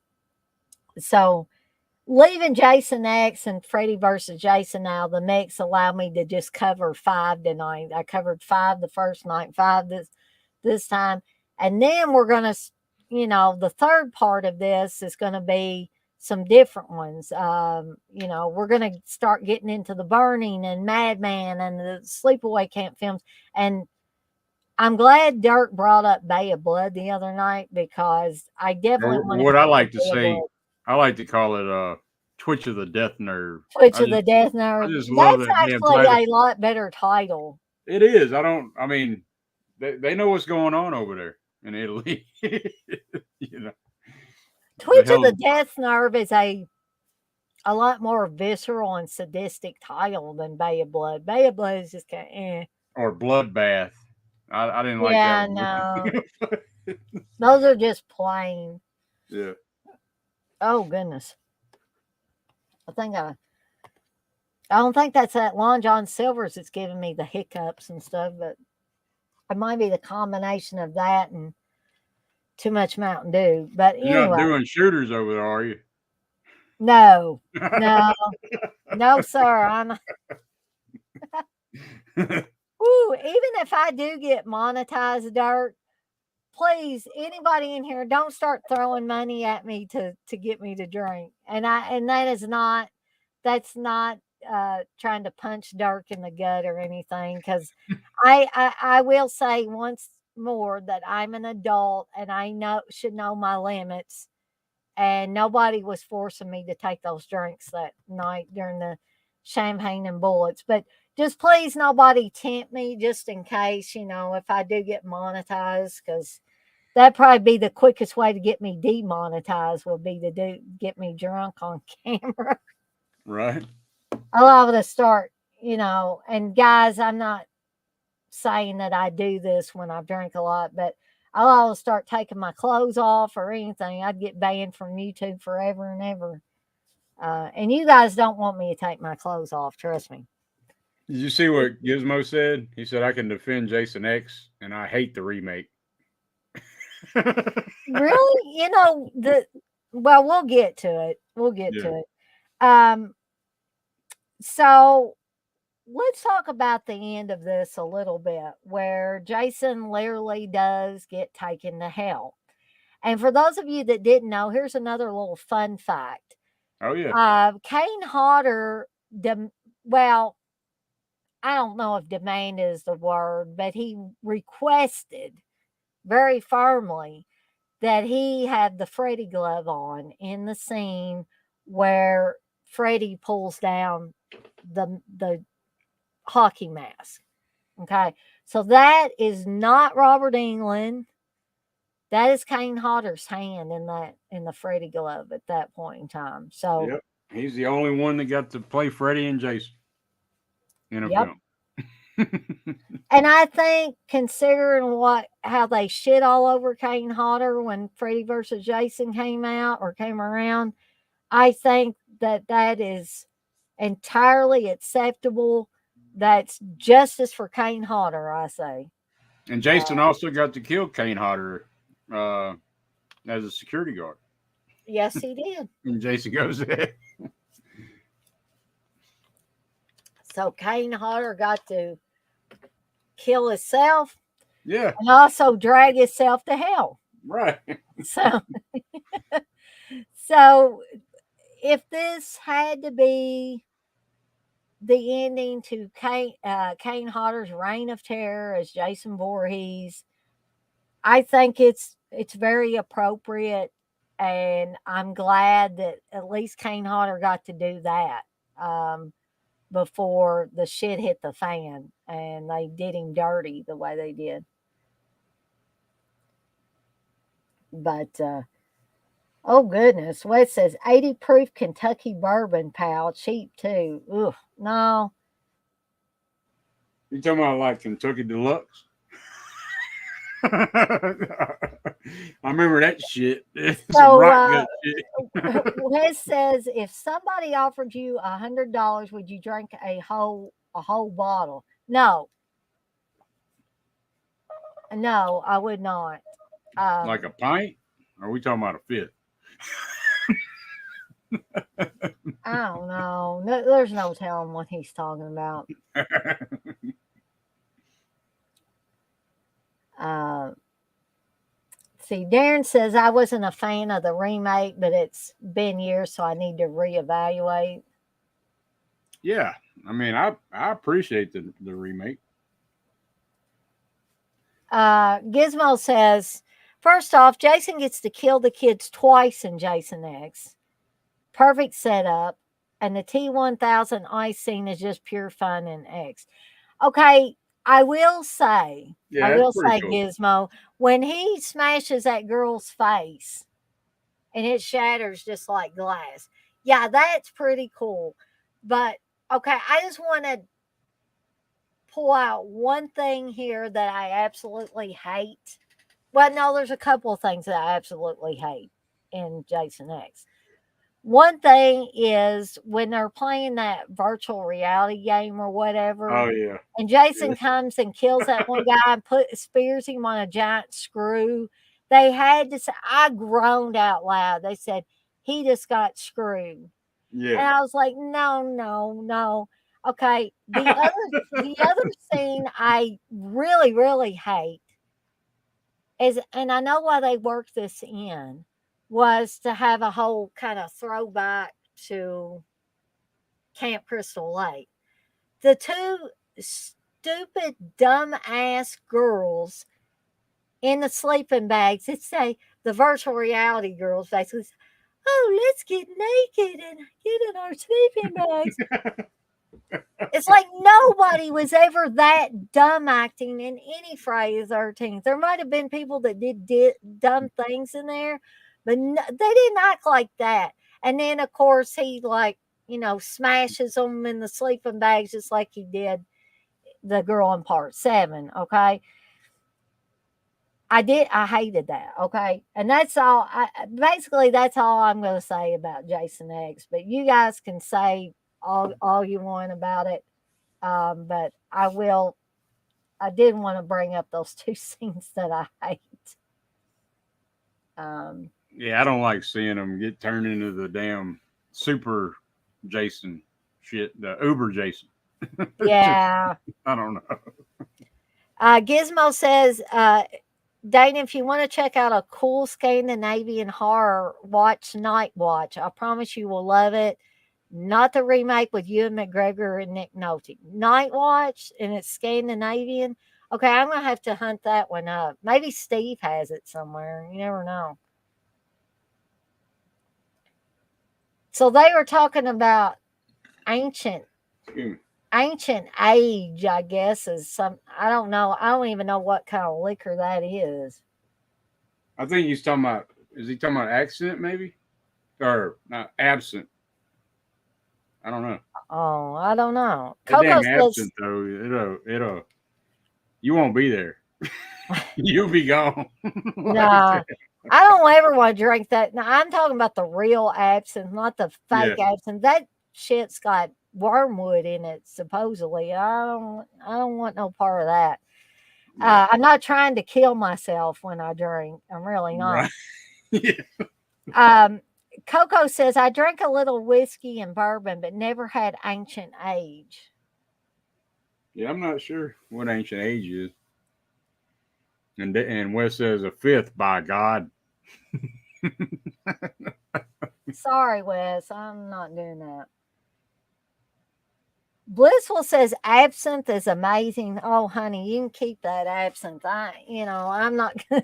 Yeah, I drank that shit and at a family reunion one time, and my cousin. Holy crap! My cousin picked, and we all stayed the night, was camping out and shit. And my cousin picked me up out of the gravel. He said, "Why the hell you want to drink that shit? You should have just drank some damn NyQuil." Steve said he didn't drink absinthe. I don't think he's ever drank absinthe, but he drank a zombie one time.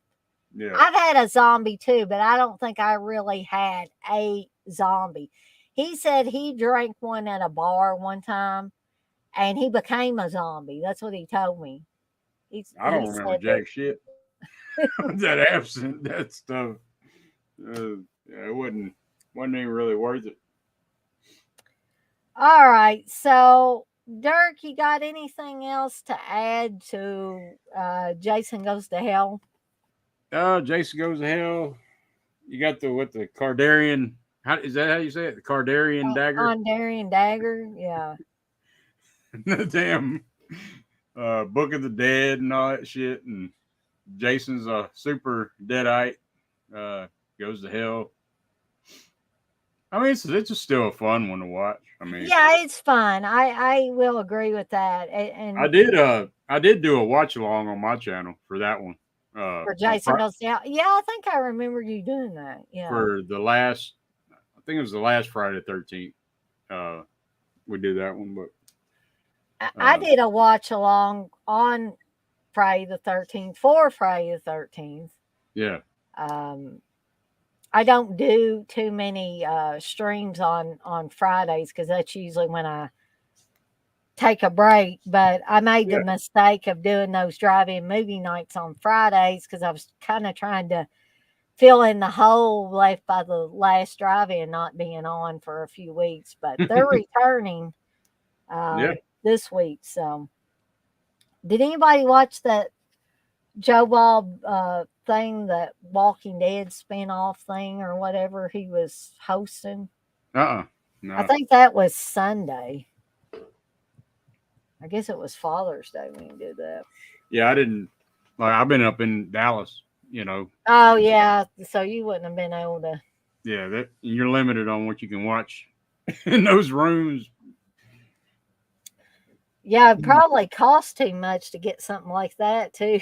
I would imagine. Yes. Okay, so I guess we'll move on to the last one of the night,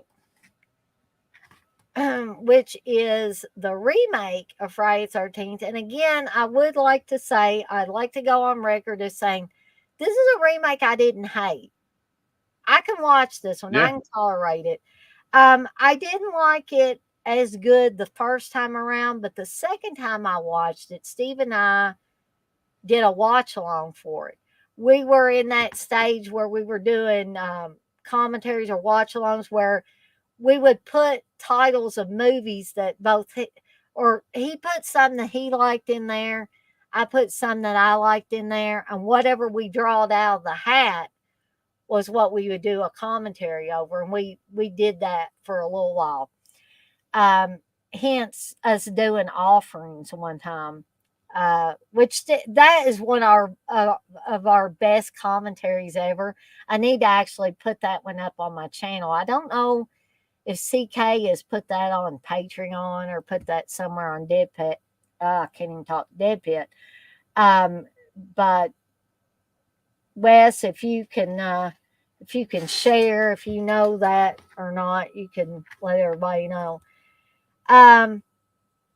So this has always been referred to as the Friday the 13th, where we find out Jason is a pot farmer or weed farmer or whatever you want to call it. Right. And basically, Jason's protecting his stash is what he's doing. He doesn't like these teenagers coming around messing around with his weed. So he's damn good with the bow and arrow too. Damn good with the bow and arrow. I can't really remember as far as nudity on this one because, again, I don't focus too much on female nudity in these movies just because that part doesn't interest me. Yeah. If I see a really unusual sex scene like on Jason Goes to Hell, I'll say something, but nothing really stands out. Well, there's one line that stands out. I'll let Dirk talk about that. When you want to talk about that, Dirk? Yeah, that guy, he said, what did he say? Your tits are stupendous. Oh, yes, that's right. Like, I'm sorry, but that's got to be the lamest line ever uttered by a guy. Why would you say that? Yeah. That's crazy as hell. Yeah. Oh gosh, yeah. That if I had to say there was something I disliked about this remake, that line would probably be it because that guy's such a doofus. Yeah, he's It's such a like, can douche you think too. of anything better to say about her boobs than that? Right. Gosh, any garden variety guy I think would have came up with something better than that. I I like probably would have laughed at a guy if he said, right. The opening though is awesome to me. I mm, really think it's menacing. That what's his name? David Mears? Is that his name? Derek Derek Mears. Mears. Hmm. Yeah. Uh he's fast as hell. I mean, he puts that one chick in the sleeping bag and has her over the campfire just burning and shit. It's like Yeah, mean as hell. Jason coming like in the opening of this movie, and he's got the traps and he's got the tunnels under. I mean, so that kind of explains how he gets around so quick. I mean, I yeah. kind of like all that. One there, I mean, there's problems too, like him Mhm. keeping the girl. Like I didn't like that part. Yeah, I don't. The Jason from the past wouldn't have. He's not Because going to she keep looks like his anybody around. mom. I mean, that's kind of weird. But I from think what I, that I think that illusion would have went away at some point. Even Jenny in part two couldn't hold on to that illusion forever. And when Jason finally sees that, oh, it's not my mama, he's going to go on a killing spree again or try to go on one. yeah, I see where Darren said, is that what you're looking at? Yeah. Jason likes to tuck his shirt in on this one too. He's got to be Yeah. neat and tidy on this one. Oh, yeah. He's a hunter. He's a trapper. You got to stay clean. You got to stay prim and proper, tucked in and everything. I mean, I'm not gonna lie to you guys, and I don't think Dirk would either. This one's got its flaws, Yeah. but as far as a remake, I don't think it's absolutely horrible. And I have seen some horrible remakes. Some people don't agree with what I call horrible as far as remakes, and that's okay. But I don't find this one to be a horrible remake. No, It's not the best of the remakes, but it's certainly not the worst. no, not at Um, all. I do and like the fact we go from Baghead Jason to the mask, you know. yeah, pretty quickly is it, you know, I like he's how like, that's done. I also always wanted a sequel to this one. and I did. at one time were they gonna do a sequel to this one? Why Yeah, am I I mean thinking early on the here? way it ends, at the end, because he's like, well, they put the chain on him, and then they got that damn tree trimmer. Is that what it is? And it's like, or some kind of machinery chopping his head up and shit. but but yeah, yeah, I like Now, this one a lot. now I will say that this version, the Screen Factory version, has both I guess the theatrical cut, which is 97 minutes long, Hmm. and the extended cut, which is 106 minutes. So I'm sitting here and I'm trying to remember which one me and Steve watched whenever we did the commentary. I can't recall, but my best bet, if I can watch an extended cut, that's the one I'm going to want to watch. If they offer me an extended cut, yeah, I'm going to watch it, and then I'll go back and I'll watch the theatrical version or whatever. But the uncut is the one that I always had my eye on. Oh yeah, it's not always the best, but I always tend to lean to that first. I want to see what the director wanted to show me. You know. So DMC says, I believe the potential sequel got stuck in legal hell. That sounds about right. They're coming though now because they got all that shit settled now. Victor Yeah. Miller and Cunningham. That series is going to come out, so we'll see how that goes. But I think Victor Miller's at the forefront of that Mm. for the Friday 13th So did series. him and Sean Cunningham decide to bury the hatchet then? Oh yeah, Literally? It's already been settled. Everything's settled now. So I Victor don't. Miller has rights to Camp Crystal Lake. He has rights to Pamela Voorhees, Uh-huh. and you know, and then Cunningham has rights to Jason, adult Right. Jason, but Mm-hmm. but he can't. He's got to. They're gonna have to work if they want to. They're gonna have to work together if they want to do some shit. Yeah, So I would say so. That now wasn't it that feud or whatever you want to call it between the two? Wasn't that what caused the problems with the Friday 13th game? Why they oh couldn't make yeah, any no more content, no yeah, more. no more content for it. It killed the game for sure because And that was a fun game too. it is. I mean, and so soon they're not going to have servers anymore. So that game's going to be completely dead. The only way you can play is in a private match and shit like that with friends. So you Yeah, can't. but I don't know. Yeah, but I guess beggars can't be choosers, can they? We get what we get now. But Yeah. I guess we can look forward to TCM. the Texas Chainsaw Massacre game, Yeah. which I got to get my ass in gear and get that pre-ordered. Steve asked me the other day. He said, "You're not going to order that thing, are you?" I said, "Well, hell yes, I'm going to order it." And it's reasonable price.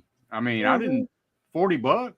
I was Yeah, thinking it was that's going to be. very reasonable for games nowadays. I thought, especially like a PS5 or, I mean, it's on every platform and PC, but that's a damn good price. I got it What pre-order. It's what coming. version did you get? Did you get for one of the game systems there? Yeah, I got it for PS5. Yeah, PS5. That's probably what I'll do because Steve has a PS5, so why yeah. not? I'm hyped for that one. I don't really play games, but I'll play horror games. Yeah, I'm not good at anything. I suck at all games basically. Unless Right, it's The Sims and I cheat at The Sims anyway. I get right. all the money and I build my house the way I want it and get all the goodies and stuff. People probably think, well, what's the point if you do that? But, I think it'll whatever. be fun though, that TCM game, because you're gonna have 3 killers and 4 survivors. So Mhm. Steve's big thing with me was he says, "You don't even play your Evil Dead game that you got." I said, "That's because I got freaking stuck." He says, "Well, you need to find a walkthrough." I said, "I know. I just hadn't had time to find a walkthrough. I got stuck at the beginning and can't get anywhere in it." the That's a Evil hard Dead ass game, game. yeah, it's I don't know. It's kind of, I haven't returned back to it. I played the shit out of it at first. I mainly played Demon though, the Deadites or whatever Oh, okay. Yeah, I think online. I only played Ash. Okay, Um, yeah, I played the Demon. Maybe I need to do that. Maybe that would. That's pretty fun. I mean, playing that There, shit. there used to be a Jaws game where you could actually be the shark. Right. Anybody ever play that? But anyway, back to the Friday 13th Yeah. Sorry. remake. Sorry. We That's got off okay. on the game. I like to get off on tangents. Sometimes it's better that way. Um, so would you consider this one dark? Would you consider this one to be like a summer camp slasher? Oh yeah. Yeah, for Even sure. though it's not technically it's not summer camp, but these college kids go for a week for weekend partying basically at Crystal Lake. They do go to Crystal Lake. And then Jason, gets PO'd at him for messing around his weed farm and he's going to get rid of them. And Uh, spoiler alert, I mean, the final girl that you think's going to be the final girl, that's great how they did that shit. Like, she gets her ass killed, and you're like, you're not expecting that shit. So, I mean, there's a lot of good things in this one. and the other thing is, and you guys have heard me talk about this before, I hate super annoying characters and I don't care if it's a horror movie, comedy or whatever. I hate super annoying, overly obnoxious young people. Okay. And it seemed there for a while. Not so much now. There are a few movies that have super obnoxious young people. But I think that start making a turn for the better. I saw that with Boogeyman when I went to see it recently. That there were your typical kind of bullying, bitchy girls. There were a couple of them that were like that, but the kids, the main kids in the movie, were just like normal everyday kids. They weren't. Overly hormone driven or anything like that, and they weren't cussing out their parents and just being just real shitheads. They were being almost like regular kids in my book. So Right. but I don't recall these any of these college kids in this being over. I mean, that was pretty lame. Talking about the Yeah. girls' boobs and calling them stupendous. Stupendous. That was lame. But Perfect placement. It's like, what the fuck? other than that, I mean, I don't recall anybody being really that annoyingly bad in Yeah. the movie. Do you, Dirk? No. Mm. I like how they did it because it kind of explains how Jason's been surviving too. Because He's been uh, selling weed. yeah, selling weed and hunting and fishing and shit, Yep, trapping shit. there you go. Um, but yeah, a fun movie. It had some decent kills in it. Um, the characters again were pretty good for the most part. Hmm. I think Derek Mears did an excellent job as Jason. Again, if you can't have Kane Hodder, if you can have Derek Mears, I think that was definitely a good choice. And here's another thing: even though I say Kane Hodder is my Jason, that's the Jason I remember growing up with and uh, Yeah, identifying with as Jason in the movies. People always say Derek Mears is a real sweetheart to meet. yeah. So I He's definitely would like huge. to meet him. The he's a huge man too. He's like 6'7" or some shit. He's he's huge, but and he played the Swamp Thing too, right? He played in this not the old one. But Yeah. I think you're right, Dirk. I think you're right. Uh, Darren says I hadn't even thought of this, but Darren brings up, Dana, you want to review the Camp Blood movies? They are shockingly bad. The Scream Bloody Murder films are much better. Oh, I don't know if I can tolerate talking about the Bloody Murder films because which one is it? Bloody Murder 2 that Tiffany Shepis is in? And I don't hate the woman, guys, but back in those days when she was making movies, I'm sorry. To me, she was just eye candy and nothing more. She was there to get naked and she didn't really serve any other purpose other than to get naked and do sexy shit for the guys. And I don't mind a woman taking her clothes off within a horror movie. Linnea Quigley did it a lot. But I just feel like Linnea Quigley had more substance than Tiffany Shepis ever did in a movie. And if Wes is still in here, he's going to nail me for talking bad about Tiffany Shepis. Mark my words. And I'm not jealous of Tiffany Shepis. I know what I am. I know I'm your average run of the mill chick. And I could never, even in my younger days, look like Tiffany Shepis did.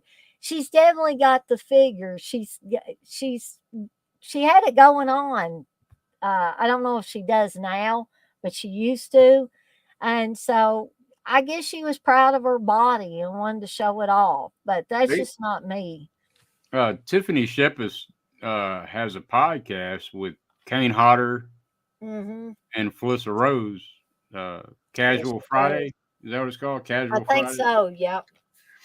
Yeah, I used to listen to that podcast. I haven't went back to it in a while, but it was actually pretty good. Them three. And actually, I'd rather listen to them Yeah. than listen to Scout Taylor Compton and Danielle Harris. I'm sorry. Yeah, But I can't do it. I tried to listen to one of their episodes, and I mentioned it in here before.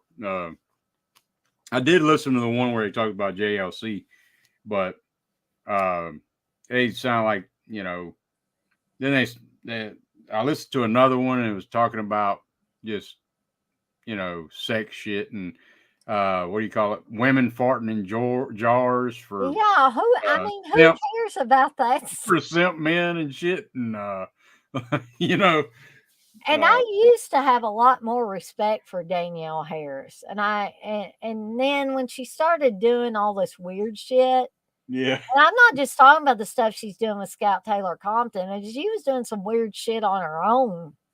I seen her in a 5 Finger Death Punch video years ago, but anyway. Uh, Yeah. so Darren says, "Yeah, part 2. I like that one." I bet you did, Darren. I bet a lot of guys did. Um, uh, Coco, you say, I hate that women have to say they're not jealous when they don't like another female. I don't like it either, Coco, and I don't really like to hear myself say it, but I always feel like I've got to apologize for what I'm saying because I'm not going to say who or how many people have told me this over the years, but every time I complain about a woman, it doesn't matter if she's an actress, it doesn't matter if she's some chick that's not famous, but it's kind of got a following on YouTube and they're female. Every time I bring up any that I don't care much for them, don't like what they're doing, somebody invariably will come to me, and it's usually a male. It's usually not a female. I'm sorry, Dirk. I know I should be nicer. You're on here with me tonight, but it wasn't Dirk. But it's No. usually a male that will say this to me. Is it? It sounds like you're a little bit jealous, Dana. And I have to include Steve in there because Steve has told me that to my face. I So did like I was trying to think of the movie I like with mm, Tiffany Shepard, Tales of Halloween. It's not yeah. it's not too bad. And she did all right in that one, but I don't know. Terrence says, don't you like listening to Danielle and Scout Taylor talking about blowing their partners? No, I didn't know they were doing that, but no, Yeah, I they don't. talk about all kinds of shit. I, Nothing's off limits on that show. Now, I mean, it's not very entertaining. I did listen to them cry about how JLC treated them like shit, but whatever. Oh, Gizmo, bless your heart. The only teen slasher like Friday 13th that I think beats the entire series is The Burning. I won't mention Harvey Weinstein, but everybody else did great on that. He might be being facetious by mentioning that's Harvey that's Weinstein. Gizmo's humor, man. Oh man, He's just messing around. I figured he had to be, Yeah, yeah. But bless your heart, Gizmo, for saying good things about The Burning because Wes and I we diverged quite a bit on that movie because I'm sorry, I like Madman. And Madman's an enjoyable film. Yeah. But I think The Burning is much better in my opinion. Right. I don't think it's boring. A lot of people say it's boring. A It's lot of got people some of the best damn gore gags. I well, like. I think Wes has been in that group of people that said, "Well, what's that movie got? It's got the raft scene." And Yeah. that's it. And really, though, when you think about it, there's some other good kills that don't take place on the raft. When Glazer gets killed, And I'll save a lot of this for when I'm going to talk about on the summer camp slasher stream that I talk about that on. But I mean, there are some great shots of when he gets killed, like when the killer's in the process, when Cropsy's in the process of killing him, when Karen gets killed after getting out of the lake where she was skinny dipping uh, with the other guy, and I'm totally forgetting his name now. But yeah, I don't know. I sometimes think that and Wes will probably disagree with me all over the place. I think the only reason some people like that, like Madman so well, is because of that goofy ass hot tub scene. Yeah, it is silly And as hell. Ain't it? the way that the characters, I don't know, those characters are just odd. Again, I'll talk more about Madman whenever I get to that in the streams. But there's one scene where all the adult counselors are laying down on the floor, and some of them are like, one's laying this way, one's laying that way, one's laying that, and they're all laying there talking. It's like the oddest shit ever. I mean, where did this come from, and why did they think it was important to put in this movie? Madman Mars is great. Yeah, I like that character and all that, but just some of that oddball shit was just a little bit too much for me. I I think. do. I do agree though. I think the Burning I put a little higher than Madman, but I Mm. won't put Madman above like Friday the 13th uh, Part 4. There's no way. Like it just DMC says The Burning had really great and memorable characters. yeah Darren actually says The Burning is much better version of Friday. yeah. Not Part 4, not in my opinion. Chris C says Or I Part can 2. agree. I can agree on that, Darren. Darren says I love Madman for different reasons. Yeah. Chris C says he just loves all slashers, so that's cool too. Gizmo says the best slasher ever after Halloween and Texas Chainsaw is New York Ripper, but I don't count Texas and Halloween as slashers. So Yeah, I could see that's that. fair. Yeah. That's fair. Because I mean, you know, uh, but yeah, but let's don't forget about Twitch of the Death Nerve. We can't forget about Twitch of the Death Nerve. I'm definitely going to be talking about that because Or as Torso. Or the bodies have signs of carnal violence. I I need to see that one. I don't think I've seen that one, Dirt. No, well, it's Torso. Oh, It's is just that alternate. another title for That's Torso? the Italian Oh, title. okay. The Okay. bodies have signs of carnal violence. At first, I thought you were going to say that Bodies, Bodies, Bodies movie. I No, hated that's that just a movie. satire. I haven't watched that movie, but it's a satire movie making fun of this new generation of horror fans. Oh, So okay. that's what I've heard. Maybe I need to try watching it again, but I couldn't get past the very beginning where the girls were in the vehicle going to Yeah. the place they were going. And that, what in the hell was that song they were listening to? Maybe that was part of the parody. Yeah, I haven't even watched it. I just didn't. It just didn't look too appealing to me. There's a lot of neon glow shit going on the trailer, and it turned me off. So. Well, the beginning scene, because Steve was watching, I don't know if he watched it all. I think he did, but the girls were in the vehicle. They were going to wherever this place was that they were going to stay, and unless I'm crazy, I thought that song that was playing saying, "You're fucking lame." And it's like, what the hell? I know music's bad now, but geez Louise, I don't Yeah, no, it's supposed to be. It's done on purpose to make fun of this new generation of horror well, fans. it definitely But did a good job of that then, if that's the case. that's what I heard anyway. I see somebody said New York Ripper or Pieces. Oh, Darren. Yeah, Darren said New York Ripper or Pieces. I would say New York Ripper for me.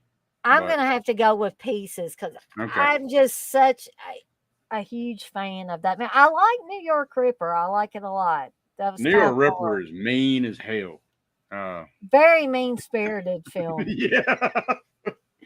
There And is no fun in New York Ripper. There's some fun in Pieces. right, yeah. That's true. But it's a darker tone. I don't know. I tend to lean to that shit a little more. And the whole Donald Duck shit and Mickey Mouse voice. It's some good shit. Duck voice killer, yeah.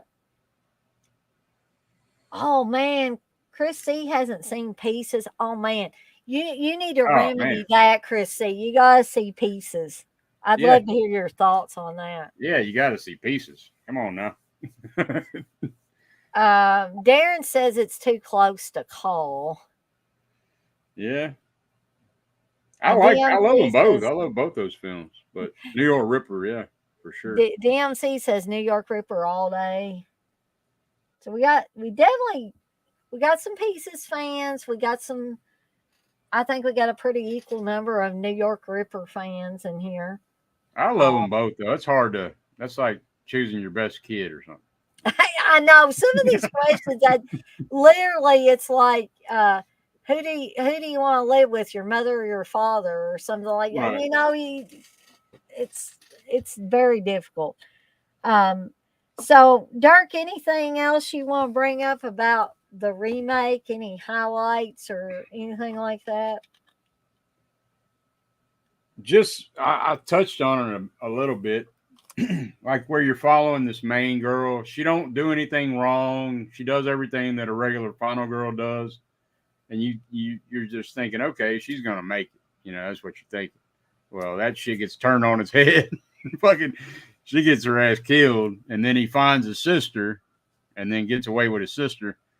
And I always waited for that sequel because I actually wanted to see a sequel to that, but then the damn legal battle shit happened. But Messed everything up. But when did that come out? That came out in 2009. Is that right? That might be right. So I mean, I don't see Yeah, why it didn't come out 2009. before. I don't see why it didn't come out before the legal battle started. The legal battle didn't start till like 2015, 2016. So um, They had to put from the producers of the Texas Chainsaw Massacre, though. That's not, to me, that's not a very good impression to be making, especially if somebody hadn't seen it before. Unless they saw that new Texas Chainsaw Massacre and loved it. I don't know. yeah, I'm not a fan. But that wasn't me. Yeah, I'm not a fan. Not a Oh, fan. man. I know. Uh-oh. Dirk froze for a second. Yep. Okay, I'm here. Now they're really throwing out all the hard ones. Gizmo says Demons versus the Beyond. Damn. The Beyond. I It's don't my know. favorite. That's my favorite Fulci film, though. I love the Beyond, but I think I'm going to have to go with Demons on that one. Okay. Just because, again, Demons is so much fun. It is a lot of fun to it. Yeah. The Beyond is, I like weird, crazy shit, though, like ambiguous shit that don't make sense. So it's right up my batshit crazy alley, you know? And I agree with Chris C. The Beyond is a masterpiece. I'm not going to say it's not. Oh, man, they both are. Demons is awesome, too. Gizmo says, I'm trying to F up Dirk's day. Demons versus the Beyond, The Exorcist versus Texas Chainsaw, Yeah. Halloween versus Friday. Now, we got a problem with Exorcist versus Texas Chainsaw because they're tied for second place. So, but I think Exorcist and Texas Chainsaw, that's apples and oranges, though. Yeah, it is. He's because of my ranking. Like, I can rank my top 5 films real quick of all time. I gave it a lot of thought. I ain't trying to keep you, but so it's The Shining, number 1. Oh yeah. So number 2, 2 and 3. I don't know which comes first. Exorcist and Texas Chainsaw. It's Shining, Texas Chainsaw, Exorcist. 4 is Silence of the Lambs, and believe it or not, 5 is Hereditary. Can you feel me cringing, Dirt? Oh, And I wouldn't expect that, but that movie just, I don't know, it just hits me a different way, I guess. yeah. But, Some people do, and I anymore I say to each his own. Like I did that funny little cringe, and Dirk knows I'm just yanking his chain about that. But and I can just let bygones be bygones with that stuff. But man, I tried with Hereditary. I really did. I tried to really watch it again, and I just I can't. But Dirk is not the only one that thinks that is a really profound and really good movie. There are a lot of people that say that, a lot of people. And then I get to think of maybe there's something faulty in my chemical no, makeup. no, I Why just I think can't. that I think certain movies just resonate, and not everybody's gonna be on that same. Uh, we're not all wired the same. And put it that way. So that's the Yeah, best way that I is put it. true. So, like, you know, I'm trying to think of something a real big horror fan. The Blair Witch Project. I hate that movie. So Hmm. many people love it, but Yeah, uh, I really enjoyed Blair Witch Project, especially when it came out. I yeah, think that was when I liked it the most because I thought, oh, this is kind of new, kind of exciting. yeah, Now that newness is kind of worn off, but every once in a while, I like to pull Blair Witch Project out and watch it again. Um, but I know Gizmo didn't. He was really, as he was saying, he's trying to f up Dirk's Day. But I would like to. I already answered the Demons versus Beyond, but I would have to put, as much as I love The Exorcist, I would have to put Texas Chainsaw above The Exorcist, it's and hard for then me on that one. and Tough. then Halloween above Friday the 13th. I know that's gonna be Oh, yeah. unpopular Well, as for well. me, it's gonna be Friday the 13th, and that's part 4 specifically. So Uh, part two's there too, though. and then Texas and Gizmo are talking about The Last Matinee. Yeah, we'll be talking about that on the And Euro. and Chris C says and Friday the 13th over Halloween all day. So we know where Chris C lies on that one. Um, Darren says The Exorcist is the best made film ever. That includes all genres too. Yeah. Um, I could see that. Gizmo says Makeup and Demons a lot better. Then the Beyond. I guess so. Gizmo says if Turk wanted to destroy my day, he just has to ask Showgirls versus the Devil's Honey. I want to know the answer to that, Yeah, Gizmo. which one is that? Let's see, I'm going to run Gizmo's because day that's today. Gizmo's favorite Fulci is the Devil's Honey. Now, I'm not sure if Chris is being facetious here. He says Devil's Honey is flawless. Shit. Gizmo says, Darren, I agree about The Exorcist. It's a freaking masterpiece. Yeah. Chris says, I love The Exorcist, but there is something about Event Horizon that terrifies me. Yeah, I love Event Horizon too, but it's just never gonna reach that greatness of TCM or Exorcist or The Shining.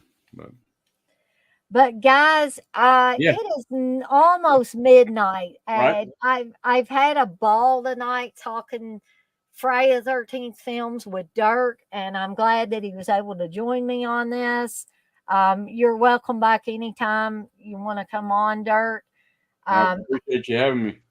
oh yeah, anytime. And let's see, I just want a little reminder about for those of you that are interested, I will be covering my picks for the 20 hottest guys in horror.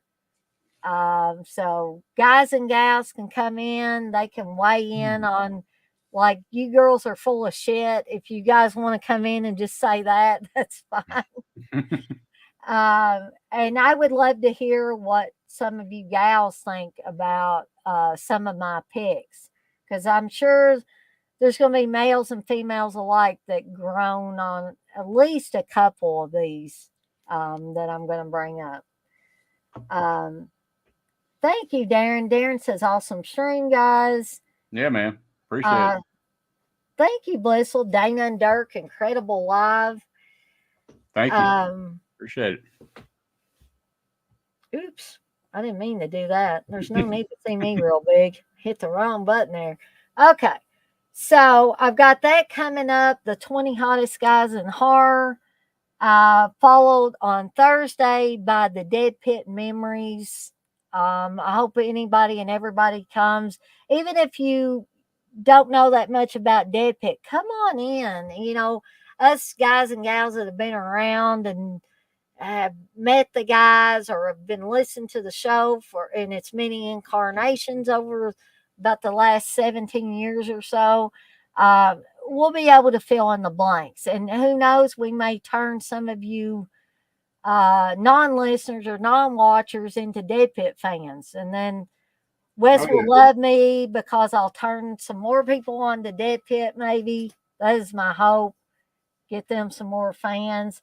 And also allow everybody to share their own memories of how they discovered Dead Pit. Let's prove, and I'm not trying to open a can of worms here, but let's kind of prove Kelly Marcotte, the guy that did the Into the Pit documentary, wrong, and show them that it wasn't just that documentary that made it well known. The Dead Pit was that ain't how I found Dead Pit. That ain't how I found Dead Pit either. I mean, I didn't hear about the documentary till after I started listening to the guys, and then I found out. Right. Thank you, Chris. He says stream was awesome. Gizmo says hottest guy in horror is, of course, John Goodman. Cloverfield Lane. Thank you, Texas. You say this is a great stream. Much appreciated. All right. So that's what I got coming up. Dirk, you got anything coming up that you want to share that you haven't already shared or reiterate? Or yes. Well, Saturday we're going to do a stream because we've been with this power outage. It kind of screwed me up. So I wasn't able to do I do a show every Saturday, an hour to kill. And we usually do it, I think it's 2 Eastern Standard Time or 3 Eastern Standard, 2 my time. I always get mixed up. But we're doing top 5 slashers that have giallo elements. Now that's interesting. That's the interesting twist there. We're going to have Darren will be on there. He's always on. He's like the co-host, and then Chris C's gonna be on there. So this was Chris C's idea. And then Sunday, I'm gonna be on Gizmo's channel on a stream. It's a new series he started called "There's Something Rotten in My Collection," and so that sounds intriguing. Yeah, it's blind watches. Oh, the blind watches. Okay, that's got me really, really intrigued. So we pick we each bring 5. We bring 20 movies, but we go around. 4 movies get picked, but it's like voted on from everybody, and so we gotta watch those, and then the following week we got to talk about the 4 movies we watched. So it makes us watch our blind shit that we haven't watched. It kind of forces you to do that stuff you've been putting off and keep putting on the back burner. Now you got to watch. You skip over or shit, shit like that. But I think I need somebody to make me do that because I find myself continually saying, I think I'll watch, even though it's something I bought recently. I think I'll give this a watch later. Let's watch this. So Yeah, you yeah, can I come think on too, Dana, sometime. You know, yeah, yeah. If you know, it'd be whenever on the somebody's got Gizmo. time for me to be on, Yeah, Sundays is when Gizmo does that stream. okay. Well, if it's okay with Gizmo sometime, I will. I'll be happy to get on there. Okay, cool. Gizmo See, says Dana can join one time she wants and bring 20 titles. Holy crap! I think he meant anytime. Oh, anytime. Okay. DMC says, I think we're all guilty of that. Yeah, I think so too. That people that have a lot of movies, a lot of, well, not just physical media, but because we have streaming services. I've said this before. Uh, the streaming services have made me extremely lazy Yeah, about going back to my collection and actually pulling I've some off the shelf. yeah. My guilty thing is YouTube mainly is the main thing. That too, YouTube, Tubi. I know a lot of people have talked about Tubi has almost anything you could want anymore Right. to watch. But I kind of stray away from it and grab my physical stuff. You know, uh, my wife she watches a bunch of streaming stuff, but I'm always going to my piles and grabbing something. Well, that's good, Dirk. That's probably a better habit to get into. But I've just, Yeah, Steve does the same thing. We think like, why go back there and stand in front of our shelf and try to pick some? Oh, here's something. Okay, I'll just watch it on here.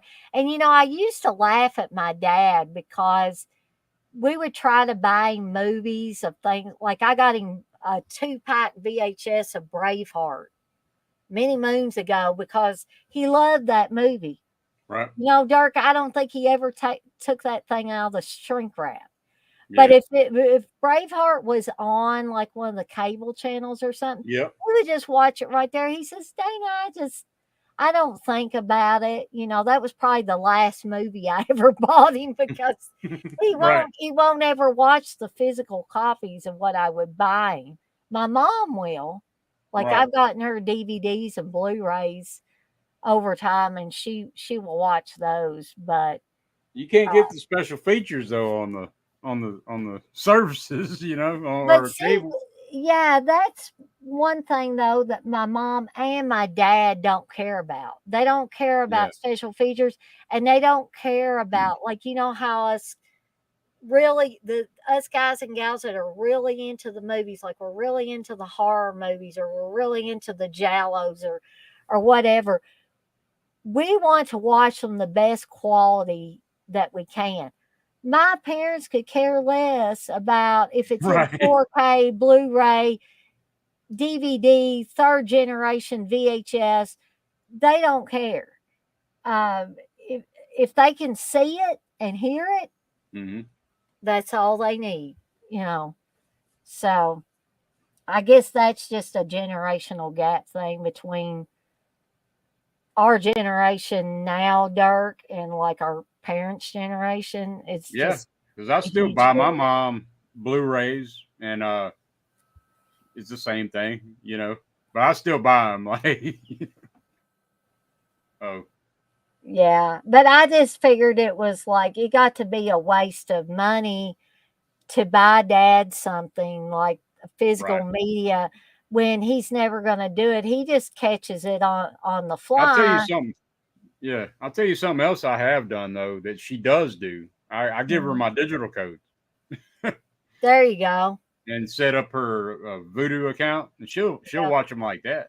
So yeah, Yeah, I probably shouldn't be saying that I do this, but I give good old CK all my digital codes. Me and Steve give him our digital codes, right, and he's like, "Oh, awesome! Thanks. Is this the 4K of this?" I'm like, "Yeah, that's the 4K of it. Awesome." right. Um, but they'll be coming after me for giving my digital codes away. But they got to know that everybody does that. Oh Just yeah, like back in the day, everybody made copies of VHS tapes. you can't lie and say that you didn't. You know, if you Yeah, didn't no doubt. you can say, "Oh, I never hooked 2 VCRs together and, put Right. a rental Yeah, I tape remember that. I Bobby remember them did." days. Yeah. Oh my gosh, I used to do that all the time till they put the copy protection on them, and it would look like a scrambled Yeah. mess. It Be looked like a light descrambled dark. channel. Yeah. Light dark shit. I Yeah, remember. that pissed me off when they did that. And now they start putting like I hate those damn anti-piracy things now. They try to make you feel like you're a thief, like you're a car thief or something because Yeah. you copy a movie. Right. It's like don't make people feel like that. These movie studios are making a shit ton of money. Don't make me feel guilty. Right. Okay, but guys, I love all of you guys. I love Dirk. I could talk forever, but it is 11:59. Right. And so I gotta get off here. I gotta get things ready for tomorrow, and I gotta take my then I cat gotta get to to get sleep. neutered in the morning. Oh boy, that sounds like a whole lot of fun, Dirk. He's gonna really like you. Oh yeah. We about to get him straightened out. He's gonna hate you for a while, probably. He's been like the damn black cat in that Fulci film, you know. Oh my god. Maybe he'll calm his shit down. He's gonna be he's gonna be mad though for a little bit because you took his manhood away. Yeah. Yeah. Well, Oh I can't man, have him running around impregnating cats. that's right. Anyway, guys, I'm gonna get out of here for the night, and as I always say, I'm gonna skedaddle on out of here for the night, and I will see everyone on the flip side. Dirk, have a good night. You You too. guys in the chat have a good night. See you Yep. next time. Y'all take care.